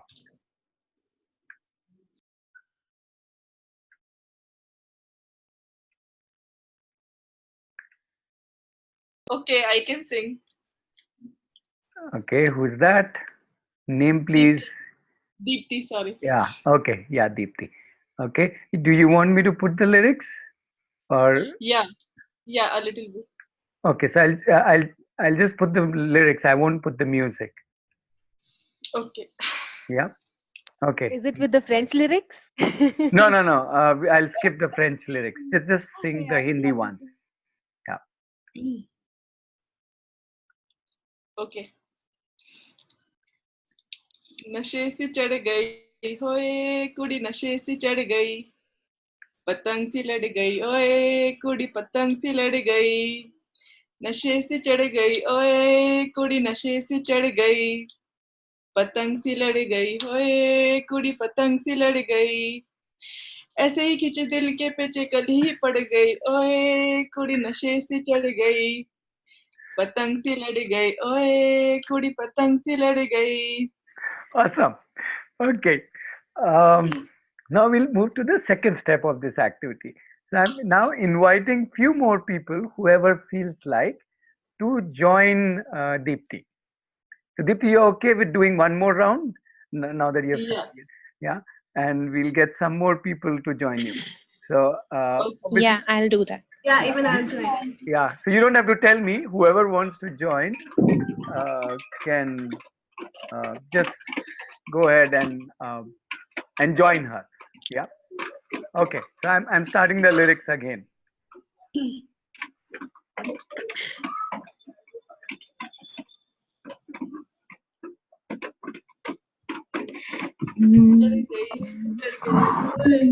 नशे से चढ़ गई पतंग सी लड़ गई ओए कुड़ी पतंग लड़ गई नशे से नशे चढ़ से चढ़ गई ओए कुड़ी गई नशे कुड़ी से नशे चढ़ से गई चढ़ गई पतंग पतंग से से लड़ लड़ गई गई ओए कुड़ी ओए पतंग कुड़ी से लड़ पतंग से लड़ गई गई ऐसे खींचे दिल के पैंचे गले ही पड़ पड़ गई गई ओए ओए नशे से नशे से चढ़ चढ़ गई गई ओए कुड़ी नशे कुड़ी नशे से से चढ़ गई पतंग पतंग से से लड़ लड़ गई गई ओए कुड़ी पतंग से लड़ लड़ गई Okay, cool.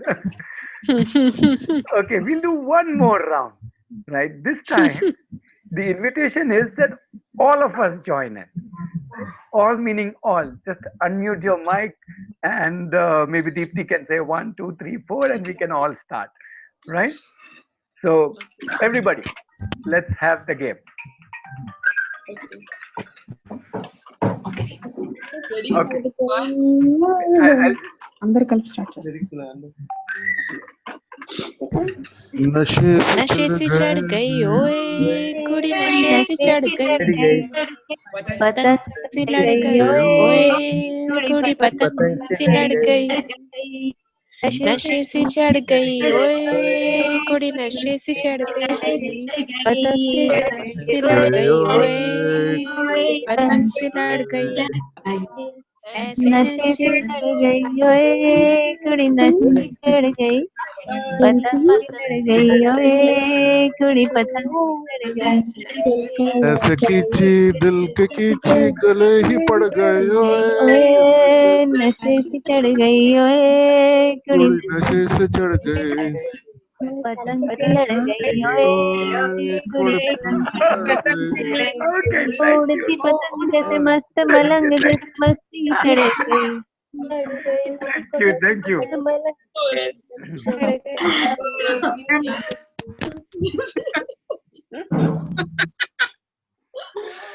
Okay.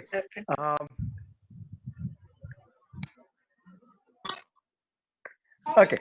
So we did 3 rounds. There is a 4th round also, but I think this is good enough.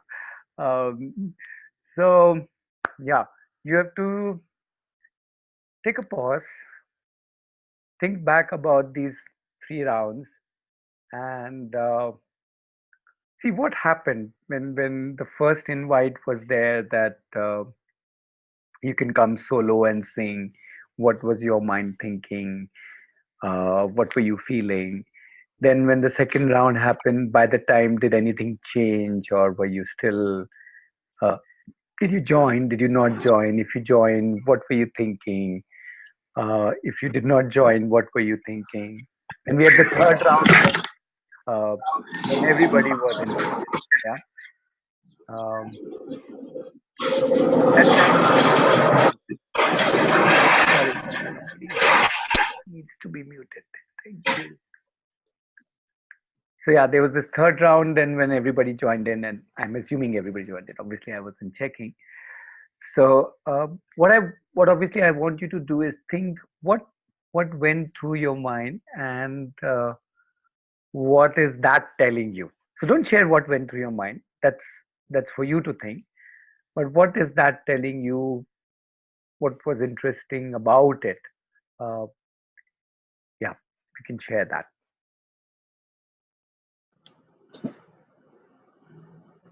So when the first round started, it was more like, I was holding myself back what if I sing wrong? Are people going to laugh at me? It's like fear of being judged.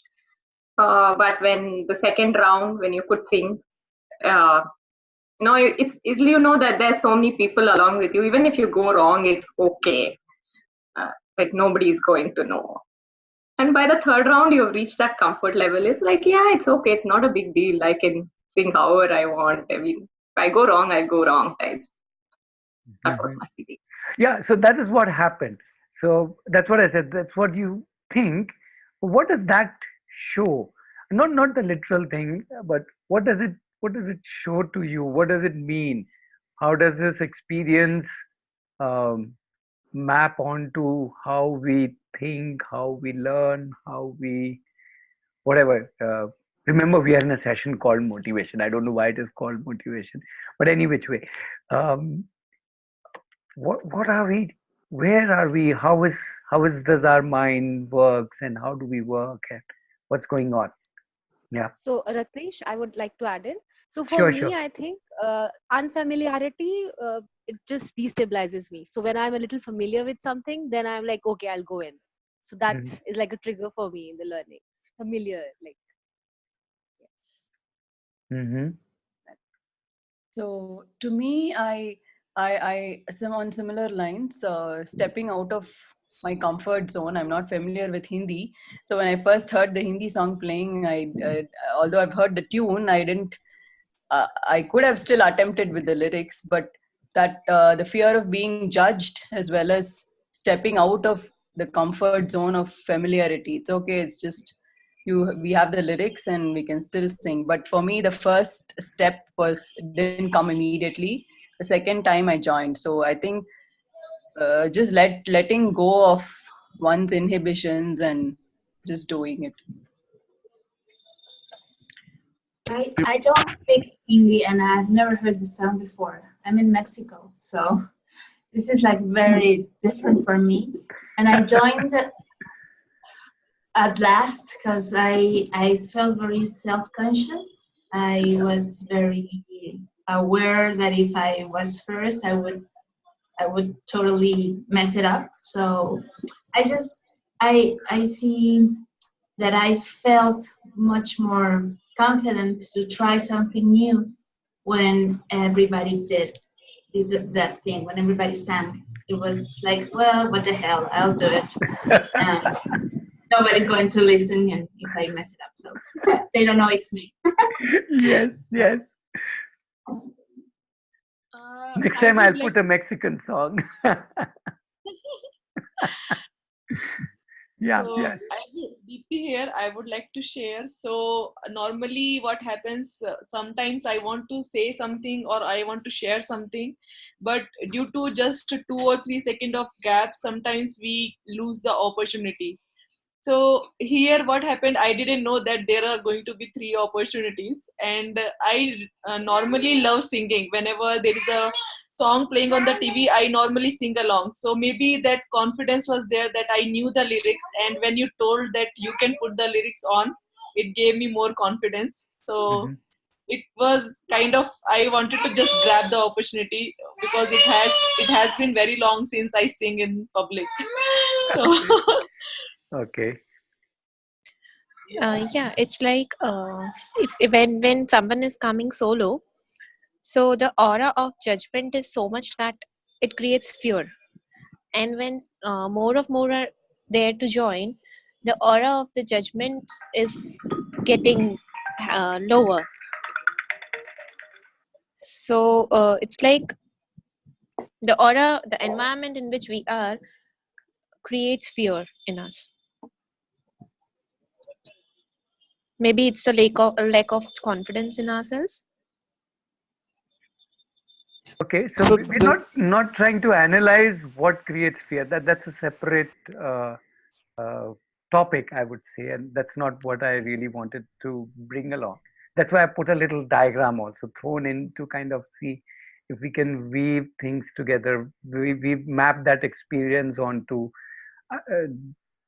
this diagram. Somebody was sharing something. Sorry, I interrupted. yeah, Yeah, Pavan. Ratnesh, I think two things that I kind of realized at an individual level, I kind of realized that before you do any activity, there's a bit of risk management that kind of goes in the mind, saying, okay, what could go wrong? What is the consequence? What's the outfall?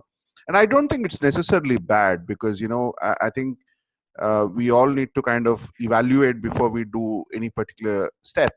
Um, so it's not wrong. And the other aspect that I also kind of realized was that when you really want to break barriers from a learning perspective, I think a community learning possibly is engages and enables a lot of people to learn together. I mean, just the fact that all of us are sitting here and talking and sharing, you're not just the only one making mistakes. Like, everybody's making mistakes. It's all the more fun to make mistakes. So that's a big learning again for me. Okay. Hi.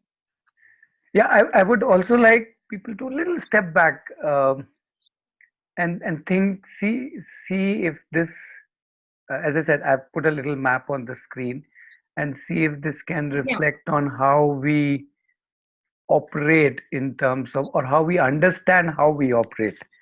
Yeah. Go ahead, please.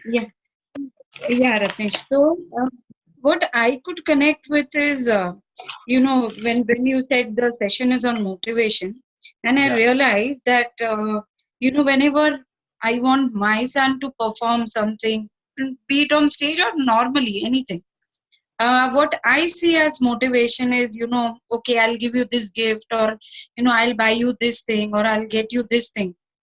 So in when we look at this chart, the motivation we give is more of materialistic motivation, which for us we feel is the motivation for the child.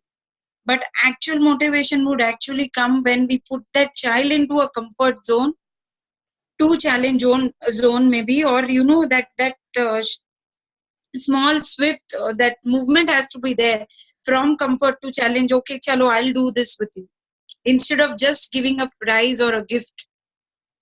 Okay. So where do you think learning happens? In comfort, in challenge, in frustration? Challenge zone for sure. Zone. Mm-hmm. I think both. It happens in both the zones. Which both zones? There are 3 zones out here. Comfort zone and frustration zone also. So that both the zones. I'm learning in both. So does it happen in frustration zone? And it seems to be frustration at the first moment, but that's a thrilling, and but it's a deeper learning over there. So doesn't it depend on the child, from child Okay, to child? wait. Let's not go on to child or anything like that. I'm talking about this experience. So let's map our experience onto this. When the first invitation was given, you have to think for yourself, where were you? Were you in, oh my goodness, I can't do this, I might goof up, or whatever else you were thinking? So many people shared also. So were you in frustration zone? By frustration, don't go by the word, it's just a zone. It can be out of reach zone. That's why it's kind of away from everything. It's like out of reach, or me not in it kind of zone. And when did it come into challenge zone, where it was, I can possibly try and do this. It's a little out of my reach. I may not know the lyrics, I may not know this, but I can try it. And maybe somewhere it is also, maybe for Deepti, it was maybe straight away a comfort zone, or maybe a partly a challenge zone, that this is piece of cake, I can just do this. Nobody's bothered. So I would suggest, see where you are, where were you in different parts, and how does that relate to you, and how does that relate to learning, and then we'll see how we can relate it to children later on. Yeah, please go ahead. I think you always start, according to me, I think I always start from the comfort zone. And then if I'm comfortable learning it, then I would learn it, because I wouldn't want to learn something if I'm not comfortable learning it. Because what's the point of learning it or doing it when you're not comfortable doing it? So I would start from the comfort zone and then slowly learn it, and then do it. Okay, so the word comfort zone here doesn't really mean that you are comfortable. What it means is that you already are comfortable doing it. Let's say if I give you 3 juggling balls, right, and say, hey, juggle, but you may not be in your comfort zone because you don't know how to juggle. So that's not a comfort zone. You may be comfortable juggling as an idea, but that by itself is not your comfort zone. You're still a challenge. The ball keeps falling here and there, or you might just throw it a couple of times and say, I can't do this. It's frustrating. Okay, it's out of my reach. Much similar to how we did with our leg of six, where we kind of just discarded it, saying, yeah, this is frustrating. I can't do this. So don't go literally by the words. The zone show what I'm comfortable doing, what is challenging for me to do, and what can be frustrating for me to do, or out of reach for me to do. So for some of you, maybe the singing of the song, maybe because of the lyrics, maybe because of the fact that we have to sing in front of people, or for whatever reason, was in frustration zone. Right? By itself, singing is not a uncomfortable task, but the task became that kind because of the situation, and then it kind of changed, or maybe it didn't change. Yeah, your thoughts.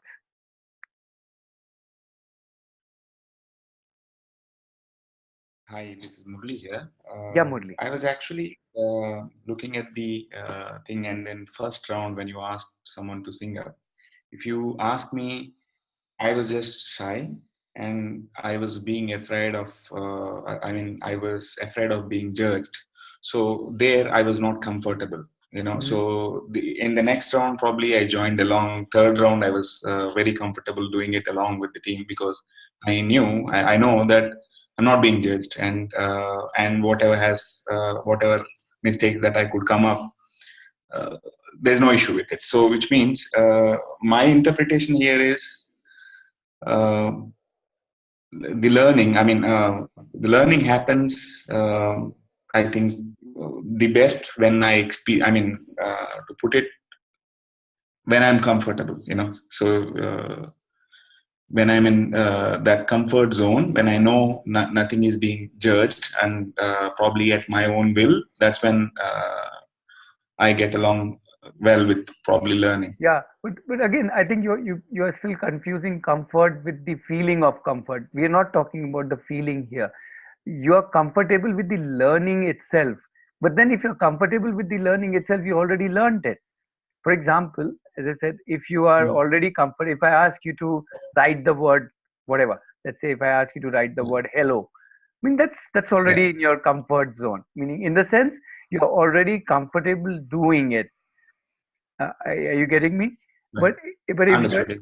so it's not just the comfort as in vis-a-vis people and all that, but it's an overall that okay, am I in a position to be able to easily do it? Then is there learning there, or is it when I'm pushed out of it and I'm challenged and I need to go that extra step? Is that where my learning happens, or is it when I'm kind of ready to give up, kind of I can't do this?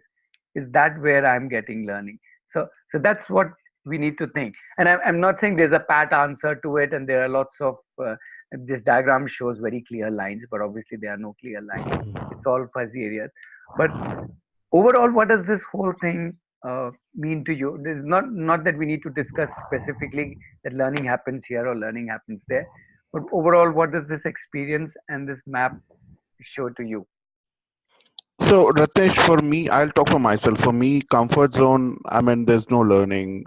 In frustration zone, I go off. Right? I don't want to think, so I'm off. But the real learning is actually in the challenge zone, because that's where the adrenaline rushes, and you really want to try and achieve something. So that's where my learning happens. Sure. So interesting. So let me give an example, not just to you, meaning to everybody, but based on what Pawan said. That so let's say there's a child who is in this off zone, as Pawan said. That let's say he's trying to open a water bottle and he's just not able to open it. He's too frustrated. He's ready to throw the water bottle, kind of thing. So he comes to you and says, whatever, uncle, uncle, auntie, auntie, whatever. That can you open this water bottle, right? Now, what is it that you normally do? And what is that? So the child is in frustration zone. I'm assuming the child is in frustration zone. The child is not able to do something. All right. And and what do we do to the child? Where do we take the child? Hi, Rakmesh. I usually, when my daughter cannot do a particular thing, I usually try to question her. Have you tried this? Have you tried that? Have you tried rotating it? Have you tried pulling it? So if I know she's been pulling it and it's not happening, so I said, have you tried rotating the cap instead of just trying to pull it? So I kind of poke her to try different things and Mhm. then figure out whether she can still do it So or what are not. you If doing? she Just come back cannot to the still do it, diagram. Yeah. Just come back to the diagram. So what are you trying to do? That's what I- I want you to think. Yeah. I'm trying to push her into the challenge zone by giving her some options so Hmm. that she can achieve the task which she's set out to do. Just helping her get into the challenge zone Hmm. is And why are you pulling her into the that's challenge why zone? Yeah. And why are you sorry. pulling her into the challenge zone? Because one, she is keen on doing that task, she is Hmm. keen on learning the task, Hmm. and I want her to achieve it and feel a sense of achievement that yes, she did it, she tried, Okay. she seek help. And one more thing, as elders we forget to seek help. If we cannot do it, we just leave it and we don't tend to look around and ask for help. But these kids immediately come to seek help. And I'm like, instead of just giving the solution, you try to poke them in different ways and see whether it can be done, whether they can do it still on their own. Okay. So, Yeah. Ratish, what I would do is to kind of, my natural tendency is to kind of try and open the bottle myself and say, oh, I can't open it myself. So, kind of, I mean, I kind of act as if I'm in the frustration mode myself. And I think it helps relate the child to relate to you. You can say, oh, you know what, he's facing the same problem. And then I would then kind of say, hey, why don't we try it together? Why don't you hold it and then, kind of, saying, why don't you put some pressure? And then, of course, kind of use my hand to kind of help him out and then say, when it actually opens, then you kind of say, wow, it's like this, you were able to do it, it's amazing. So I think I would kind of start off with the frustration zone to kind of help the child relate. Uh, but my natural tendency would then be to kind of make him feel that, okay, let's try this challenge out ourselves. And Okay. then once it's done, then kind of say, oh, it's done. So it's like, oh, that was it. Just kind of get to a comfort zone. But that's my kind of way of looking at it. Sure. So what I normally do, this is Deepthi here. So my kid is very small. So what I normally do when she gets frustrated, normally she will throw the things away.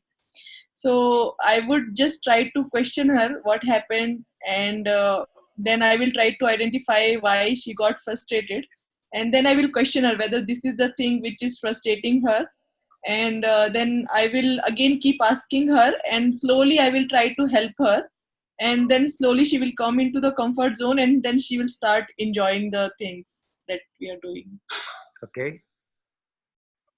So I don't know where in this circle it will fall down. Maybe it's combination of comfort and challenge zone here. So Sure. not very sure. Yeah. The I think idea that of, when sorry, somebody is sharing. Yeah. Please go ahead. I'm sorry, when working with kids, I think you move along the different areas. Like sometimes you see them in the comfort zone, and then they move to the challenge zone, and then to the frustration zone, and they go back and forward.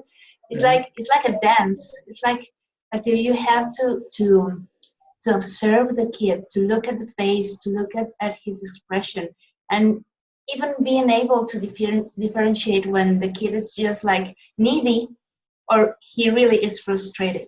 So you need to learn to observe the kids. I think that's the most difficult thing, because sometimes we can be pushy and have them in the frustration zone just Yeah. because we want to, Yeah. or we can be overprotective and have them in a comfort zone and Right. be always attentive to them. And you can't do it, I'll do it for you because you're in the frustration zone, and he's just being needy. So I think for us as adults, it's really hard. I think it's the hardest part to be able to differentiate where the kid is, and being able to be this like fun, helping adult without being this interfering person in their lives, in their learning Right. process.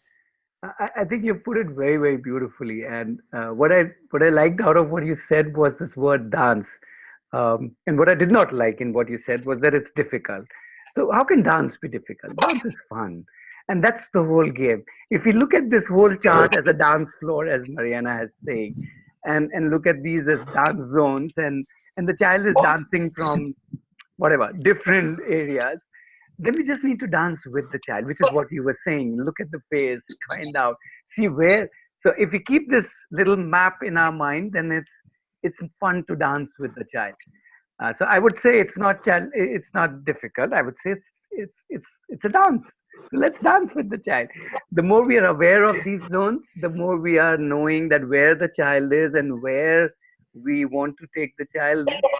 It becomes fun to dance, isn't it? So let's dance Yes. more. Ratnesh, I wanted to share something. Sure. So my son recently started going to school. They usually send pictures of whatever they're doing in the day. So I see him past few weeks. He's been picking the same set of toys, doing the same thing. So I was asking the teacher, why are you not giving him anything else? So they were telling that most of the kids, when they are put out of their comfort zone, when they come from the house to a different environment, they always pick things that they're very comfortable with, and they build their comfort zone, playing the same thing again and again and again, and they slowly take them to the next level, which you said is like the challenge zone. Give them a different kind of activity, push them a little more higher so that they get prepared. So I think I can relate that to what Yeah. I was Yeah. told. Yes. Yeah. Yeah.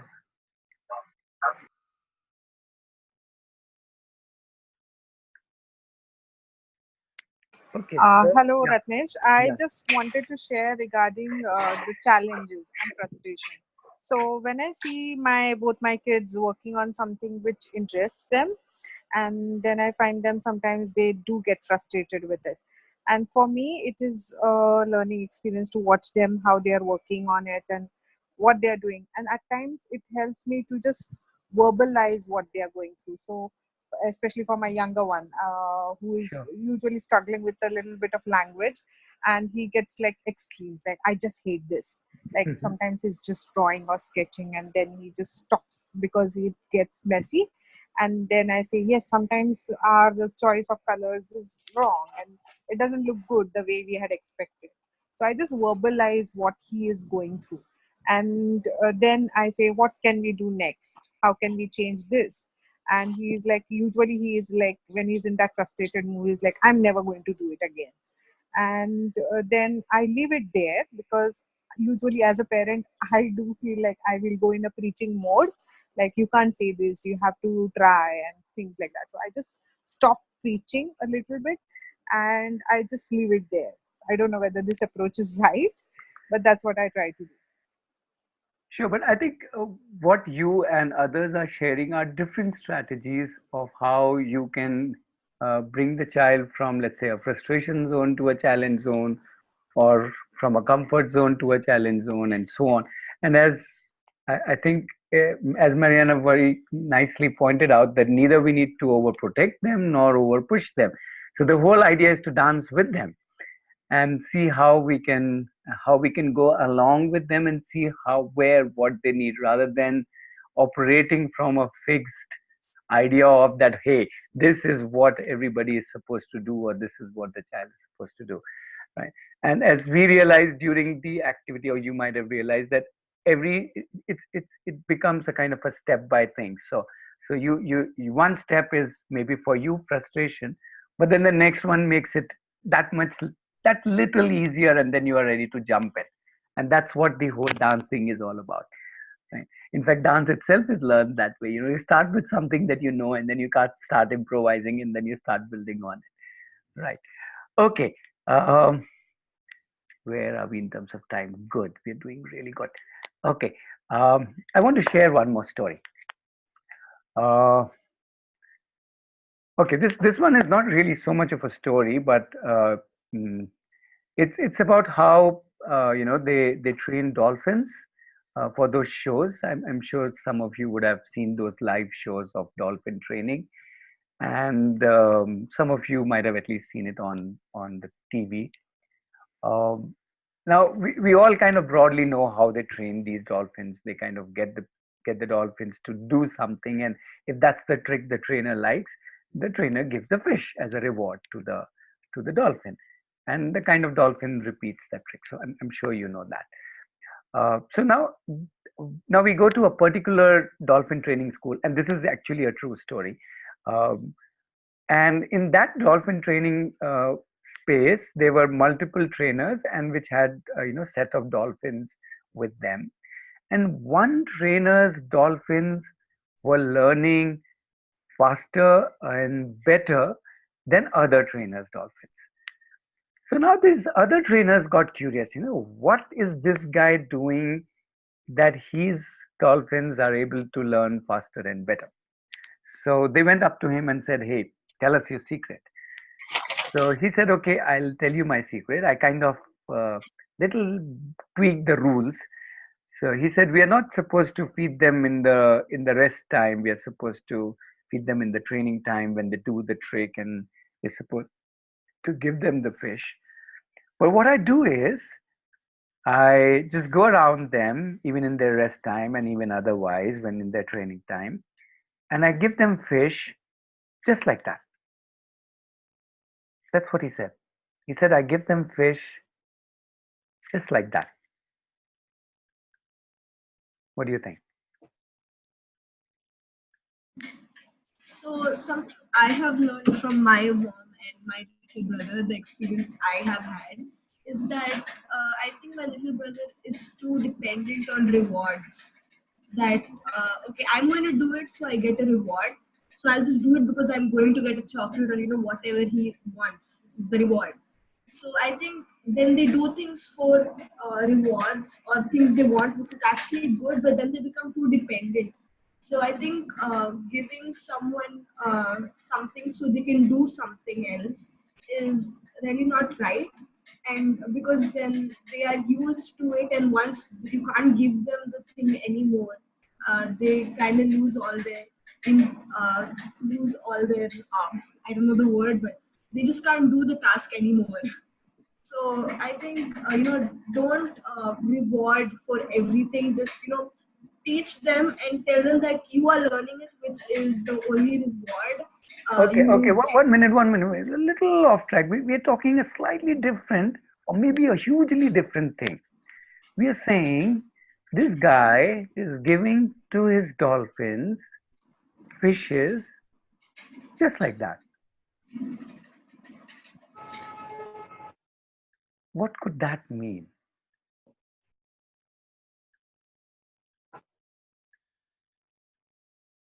Let me ask you Can in you come? a little different way. When was the last you gave a fish? By fish, obviously, the fish is just a metaphor here. Uh, when was the last you gave fish just like that? I don't know how you would relate to it, so let me hear you out.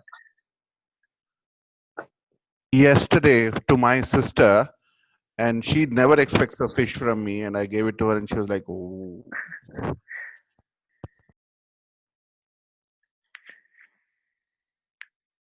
Same with me.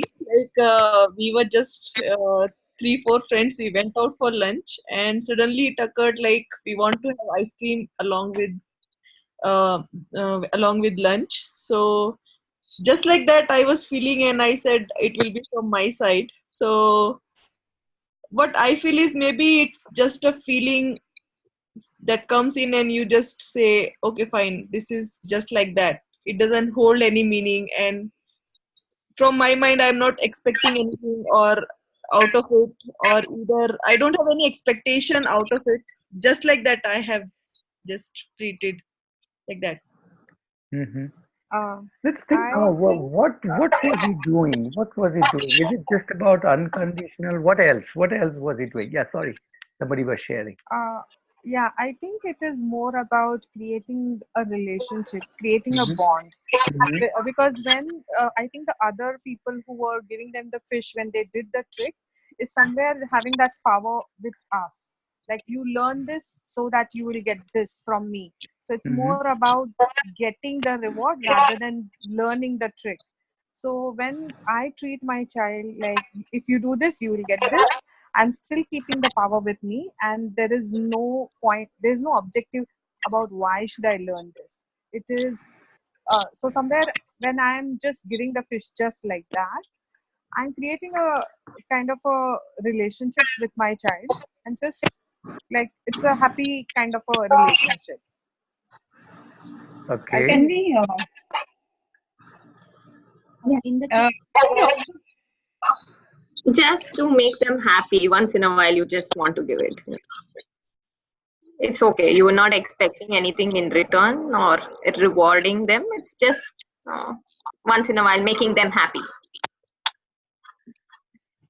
Deepti here, I'm thinking like maybe from the fish point of dolphins point of view, they understand that they need not to perform because they want to survive. They can perform when they want and they will still be able to survive even if they don't perform. And that gives them more energy to work on the things they would love to perform. And they are also other fish dolphins are learning but the things that they are being taught, but maybe these dolphins are learning from each other as well. Some dolphin is performing and they are learning from that dolphin just because they are not worried about their performance and their survival. Okay. So in the dolphin uh, cases, in the according to me, in the dolphin cases, when the person is saying that if the dolphin does jumpings, I'll give a fish. So there he is conditioning the dolphins. But Mhm. in the case, he is not conditioning the dolphins. Maybe. Hi, Okay. Krishna here. Yeah. So I think fish is a need for the dolphin, and isn't it also about giving that care? You know, providing with a need, not on conditions, but as a care. So just showing that you care for that. Mhm. Mhm. Yeah, something very so something like hello. someone Sorry, saying, go ahead. no, Go go ahead. ahead. So it is something like making them feel special no matter with or without the performance thing. I mean, just because you're doing something, you're good is not the thing here. You know, you're just good. So it makes them feel more confident of their own selves. And when you're positive and confident of your own self, you will obviously learn way more than otherwise. Mhm.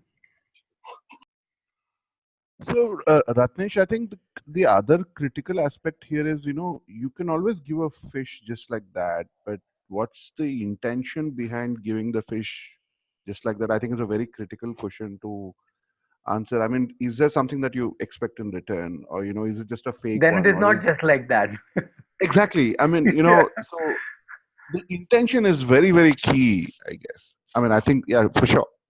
So what's the intention? Just to take it forward. Maybe it's a kind of action of kindness and your own mood. Sometimes you are happy, so you don't bother that much.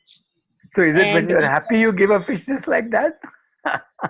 means it could be an emotion and followed by kindness of some type. Like Right. you are happy. So one is the okay, yeah. So one of those random act of kindness kind of thing. You know, you just don't give a lollipop to your son. You also give a lollipop to the auto guy or to the bus driver or whatever co-passenger. So that's the random act of kindness. I'm not saying this. That's not a fish just like that. It's an amazing fish just like that.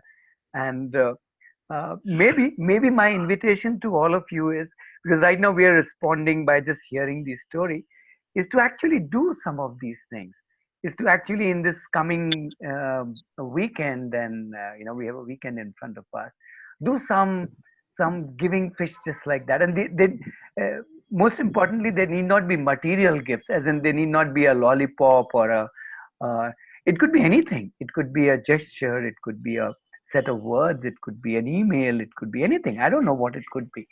That you have to decide what wish you want to give and to whom, and as do we, and with what intention you want to give, or with no intention you want to give, and see what it does to you, and see what it does to others. So my invitation is for you to experience this little more, right? Because we tend to discuss it and we kind of intellectualize it, and we kind of say, yeah, I've understood it, it's for unconditional love, and it's for trust, and it's for this, and it's for that. But I would, as somebody was saying, let's just stay with the feeling, and I like that. So let's see if we can try this, we can explore this, right? And see what happens to us, and what happens to the one who receives, and observe that, much like how we would like to observe the lady in the tea shop making her tea. So we observe what happens by first we experience. So that's an invitation to all of you. Just go out of your way and do this, whether you're feeling happy or not, irrespective of that. And maybe you're feeling very angry, then you do that, and let's see what it does to you, and what it does to the other person. I don't know. I'm not trying to prescribe anything. I'm just trying to explore and experiment and see what it does, and then maybe the feelings and the process that we go through can give us some insights into ourselves and into others, and into how people work and how people get excited about doing, learning, creating value, and so on. Does it sound like an interesting idea to try it out at a more deliberate level, rather than just um, yeah, at a more deliberate level? I think Ratish, yeah, for me, I think it's a very profound statement that you made. It doesn't matter whether you're in a state of unconditional love, or whether you're faking it, or but I think it's important to just do it and then see how the other person reacts. And I think there's a lot more to learn, irrespective of how you feel at that moment. But just try and do it, kind of thing. Yeah. And I think we should giving it just like that, and not get into the trap of seeing that something, waiting for something will happen. Something might not just happen, so could just leave it there. You might be just slapped as well. That's okay. Yes. I know of a friend who goes around putting roses in people's post boxes whom she doesn't even know. Now those are the random act of kindnesses. But anywhere you start, and uh, um, possibly you send a courier of chocolates to me. Yeah, I don't mind. Okay. Yeah, let's pause it there, because to me the story is more to explore than in our own life, rather than actually discuss it so much. So I'm good not discussing it too much, and see how it goes from there. Yeah. And yes, we can share our experiences in Slack, and then we can talk about it, and that would really make it more interesting. Yeah. Okay. Let's take a little pause. Anybody has any question, thought till now? We've got about 20-25 minutes to go. So let's take a minute's pause. Anybody has any thought, question? Please mute your Yeah. mics. The 5-6 mics unmuted, so that brings a lot of disturbance in our ears, and that can be very tiring at this point of the day. Just a request to all to kind of that's much better. Yeah, somebody was sharing something. Savita here. Can I say something? Sure. So actually, I felt very concerned. I was just listening to what you said and what others are responding. My concern is, let's say we delink the risk and reward thing, the reward and the action you want them to do, and we just give fish just like that. So if the person needs a fish, you give them the fish. Like if the dolphin needs it because it enjoys it, you give it. But the other part, about why the dolphins are learning fast and responding to this person and all. I don't even understand what's happening there. Like if my kid had to do something for school tomorrow, okay, I don't make it conditional on anything. But then how does it even happen then? How do I ask them to finish something in a certain time frame, like getting ready for school before the auto comes, or you know? So the second half of it, I don't get. You can give fish just like that, make the dolphin happy. Right. So my And also, only thought is you will have to experience it. So yeah. I mean, I think we are so conditioned to this. You take this, and I do this for me. This thinking, I don't get. I want to, but I don't get it. you don't have to get it. You don't try and get it. You just do it and then see what happens. Can I add something over here, Ratnesh? Sure. There was a fellow teacher with whom I was teaching. So he gave me this wonderful thought that every relationship is like a bank account. So to withdraw something from that account, you need to deposit first. So Mm-hmm. I think giving that fish is like depositing first. So I am depositing in my relationship with my child first. So doing just random acts of kindness, and it might not be a lollipop. That fish might not be a lollipop. The fish might be just going to the garden, or just enjoying, just dancing together, or just sitting and watching the rain, or just getting wet in the rain, something like that. And when I develop this relationship, and then when I get up in the morning and I say, oh, it's time for school, and I make it more fun, I think the child just jumps on the bandwagon and say, yes, it's time for school. So when he knows that I'm enjoying the time, he's enjoying the time. If I'm stressed out in the morning, oh my gosh, the auto is coming and you have to rush to get to the school, then naturally the child gets into a feeling like this is not a very happy kind of a situation, and I don't want to do it. Instead of that, if I just make it a very happy situation, I think the children usually get on to it. That's what I Okay. think. So Sure. just Sure. to Yeah. But withdraw from the I'm account, you again need to deposit. underlining that let's not get into too much of thinking about this. That's my invitation to all of you. Let's experience this. I'm not even sure about this deposit withdrawal thing. And again, that brings Pawan's point of intention. Why even have the intention of deposit? Why even look at it as a deposit and withdrawal? There is maybe there is a world beyond deposit and withdrawal. I'm leaving it without a discussion.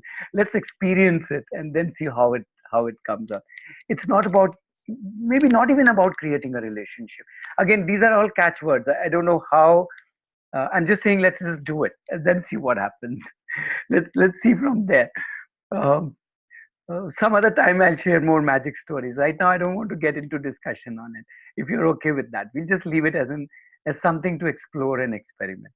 And once you do that, share with all of us. Okay.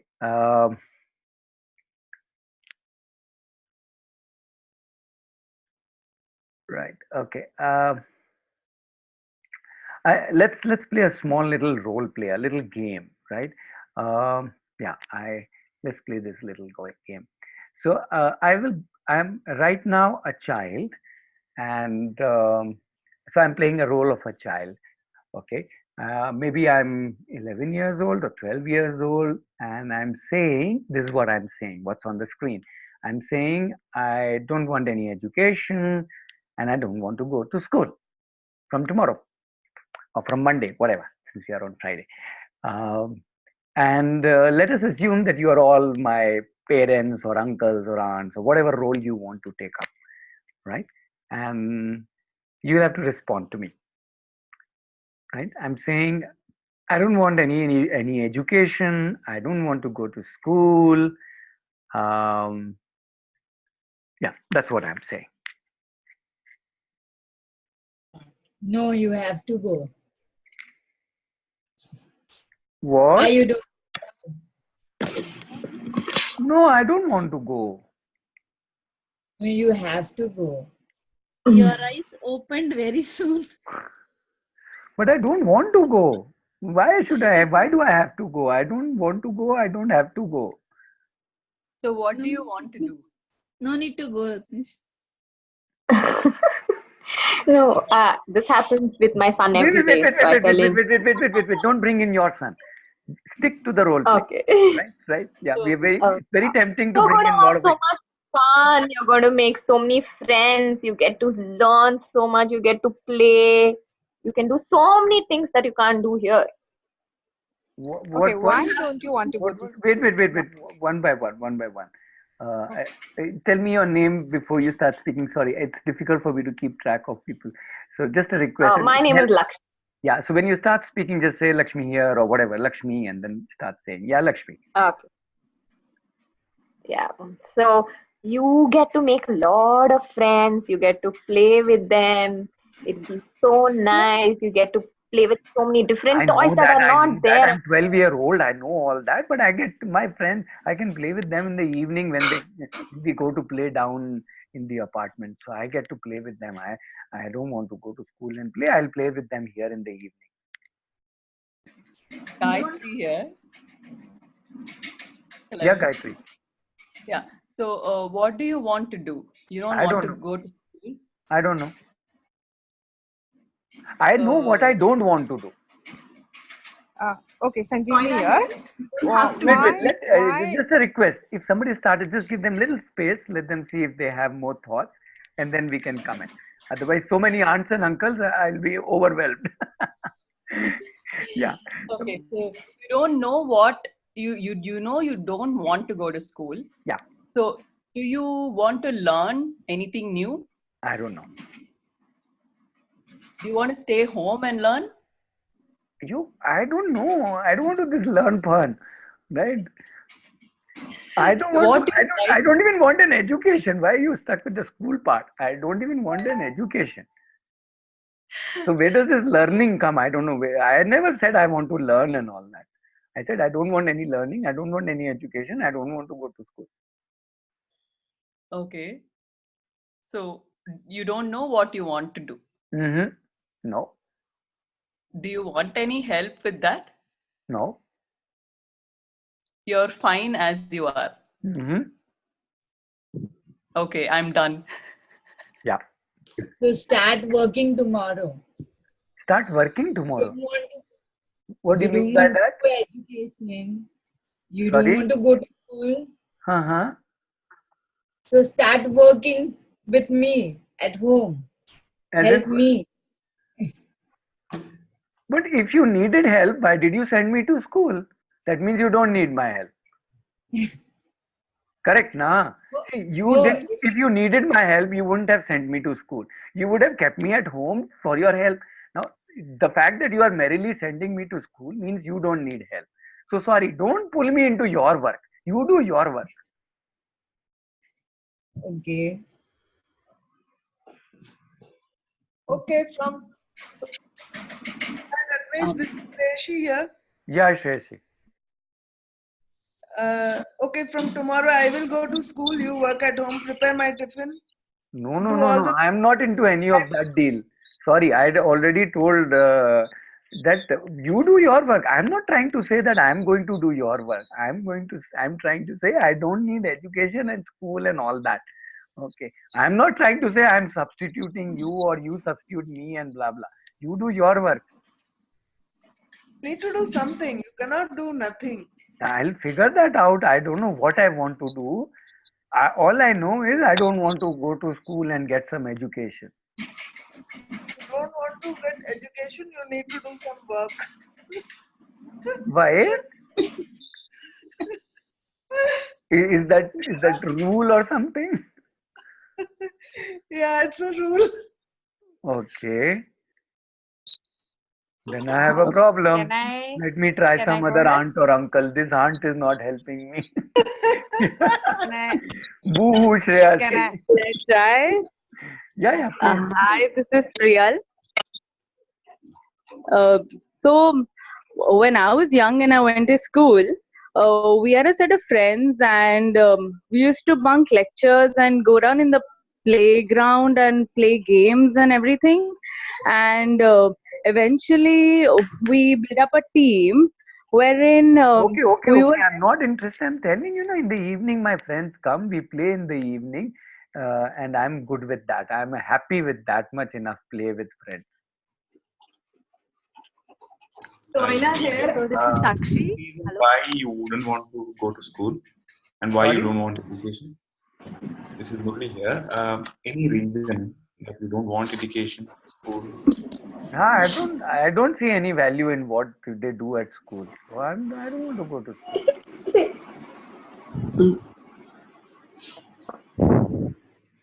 I think it's just waste of time. If you didn't wanted to talk about this, if you didn't want to, if you didn't wanted our help with this, then why did you tell me you didn't wanted education or you didn't want to go to school? No, I'm ready to talk about it. When did I say I don't want to talk about it? I'm just saying that what is happening in school or in education, it's not interesting to me. It's not appealing to me. Okay, so what does interest you? What would you like to do then? I have to think about it. I at least Okay, what if know what it is I don't interesting find. to you? Sorry? Okay, the me here. Huh. Okay, then you take some time, maybe 3 4 days. Huh, huh, Come back to me. Okay, I got to know what you don't want to do. huh, In huh, 3 4 days, think back to me about the things that you would like to do. huh. Then maybe we can try doing that instead. But if it takes me more time, 3 months, 3 weeks, 3 months, then is that okay? Or is there a time thing about 3 4 days? Is that a holy number? No, I know I'm a difficult 12-year-old, but anyway. Hi, Mittal here. Can I try? Yes, please. Yeah. Okay. So you want 3 months, 6 months, all right. Then I have a concern. I don't mind if you take time, but maybe I'll get bothered. How do I deal with that? You will get bothered about what? About you maybe not figuring out what you want to do. So if you're doing something, I'm okay. But the way I have been conditioned from my childhood, Yeah, I but feel that should have some. When did I tell you that I will not do anything? I just said I don't know. I never said Okay. that. So we will see when your concern Okay. comes, we will address the concern also. Okay, then I'm okay. Yeah. Okay, good. Hi. +1 to This is Meetal. Sakshi. So Meetal you and said you don't Deepra. want to go to Hurray. Sorry? This is you don't want to go Mariana. to school. I think Rajneesh, you have to go to school because I'm your mom and I say so. So you are a kid and you know nothing about life and you don't know what you will face further in time. So I know what's good for you. So for now, I don't care you don't want to go to school. You just have to go to because I say so. Wow. So what if we brought? So what if? Okay, don't cry. What if we brought school to home? Why would you do that? This is I'm Sakshi. telling you, I don't want Whatever you are education doing only. there, we'll do here at home. No, please, no. Okay, if you don't want to go, don't go. Even I am not cooking and I'm not making the food. Even I don't want to go to the kitchen. You go to the kitchen. Emotional blackmail. Yo, Rama. Okay, I better learn this. This is a good skill to learn. How to emotionally blackmail.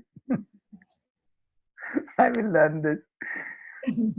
Okay, let's take a little pause here. Okay, and okay. uh, I um, yeah, I want you to think what's going on. What's happening? What is? Forget what's happening to the child. Forget the child. Child is not important here. Right now, what's happening inside me? So I want you to think that. Where am I? Where is my what am I feeling when this child of mine is saying things like these? What am I thinking? How do I, yeah, where am I? Where am I? How do I see everything? Am I anxious? Am I worried? Where am I? I don't know. Am I relaxed? Am I, what am I thinking about?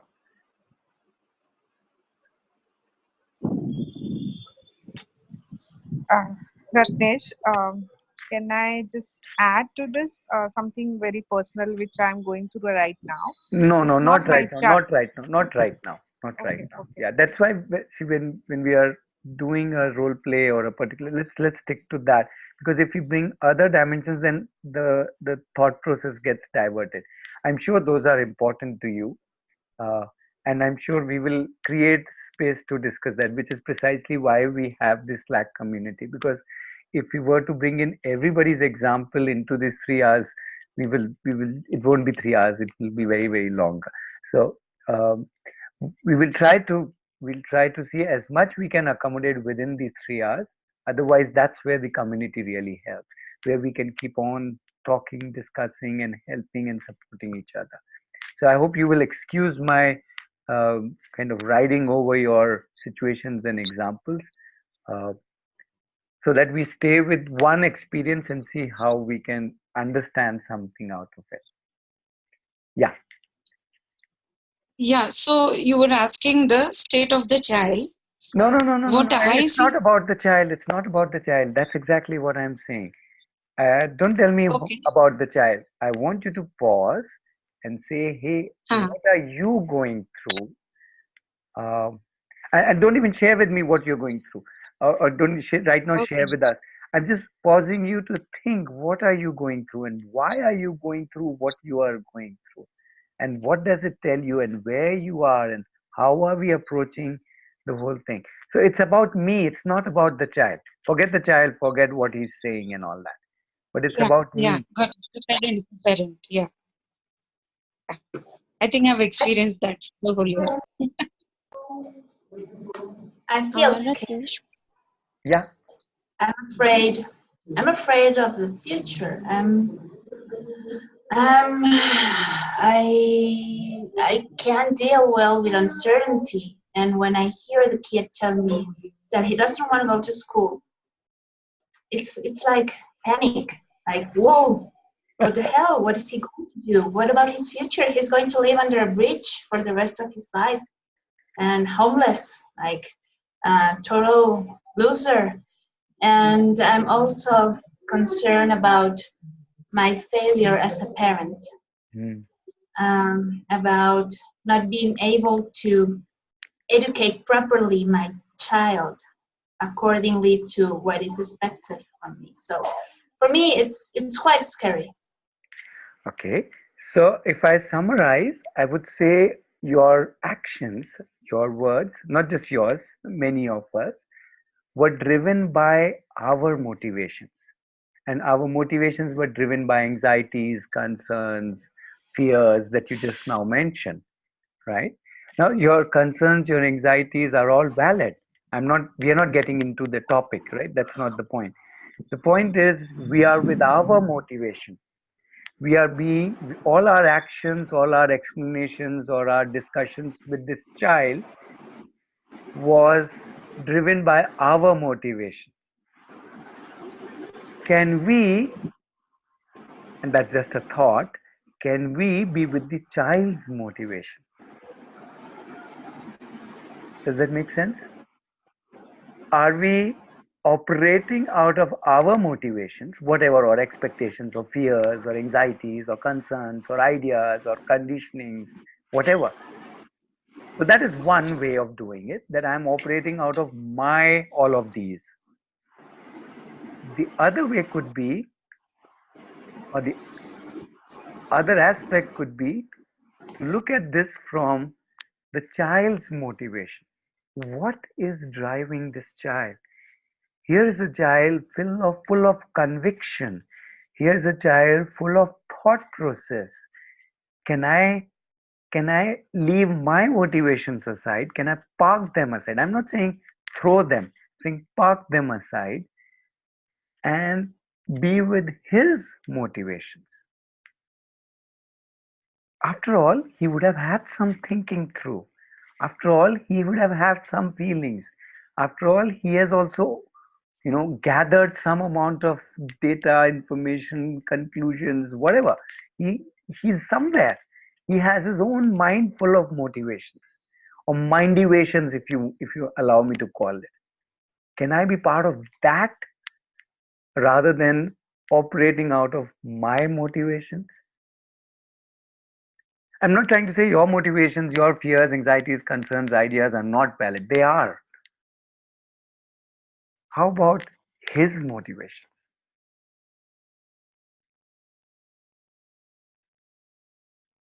Okay, so what we'll do is we'll not discuss this point. I just want you to think about it, right? And see if you would like to explore that again over the weekend, over the next few weeks, months, years, lifetimes. If that, can we step into other people's motivation, children's motivation, and see it from their motivation, not from our concerns and blah, blah, blah, blah, blah, our thought processes. We know our thought processes, we have them. And I would like to kind of uh, top it up with a little story. Yeah. Again, it's not a direct story attached to this role play, but let's see if it makes sense to you. And we'll not discuss that story. We'll just share the story and close the session if you that's the amount of time. Ratnesh, Yeah. And I I have don't. just one question. No. I'm not taking any questions on this purposefully. Oh, Right? I want you to just be with it, and we can come back to it in the next session. We are not running away anywhere. We have the community okay. to discuss. We have the next session to discuss. You can bombard in Slack as much as you want. You can shoot me there and slap me there as much as you want. But I want you to hold this experience just like this and see, hey, where am I? Yeah. Um, so this is a story um, about a hunchback, about an old, ugly-looking hunchback who, because of the way he looked, because of the way he walked, because of his mannerisms, he was constantly teased by the kids in the neighborhood. So he was an old, ugly-looking hunchback, and the kids teased him, sometimes even pelted little pebbles on him, sometimes threw abuse on him, and so on and so forth. So the kids used to have a gala time doing this, and obviously our old man, the hunchback, was kind of irritated, bugged, frustrated, whatever you want to call it, right? Uh, so he started, what he did was he kind of called all the kids one day. He said, boys and girls, you work so hard. You spend so much energy abusing me, teasing me, laughing at me.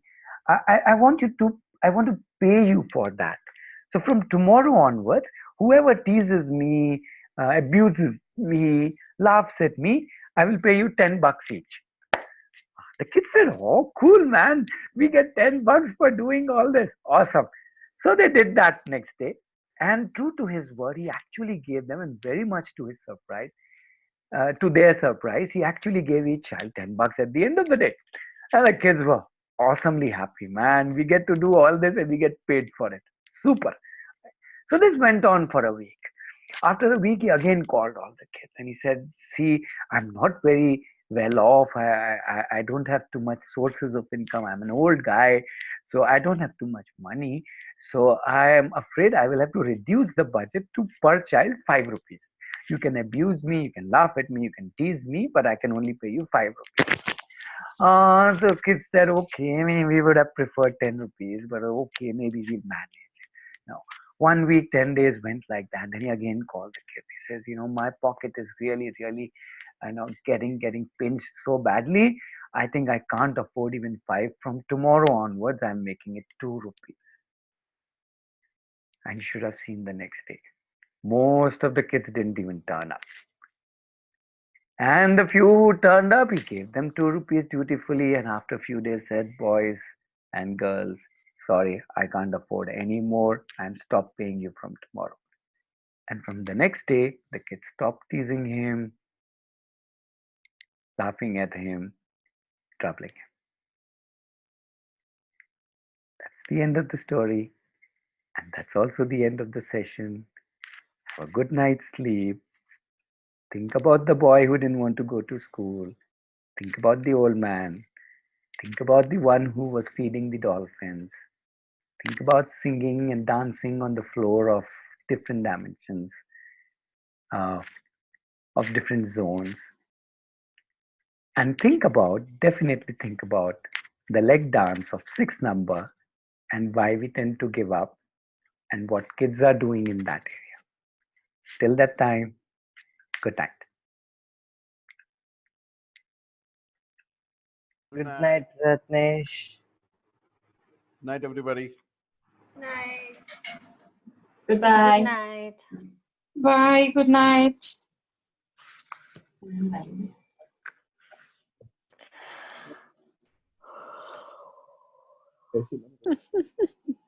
Good night. Good night.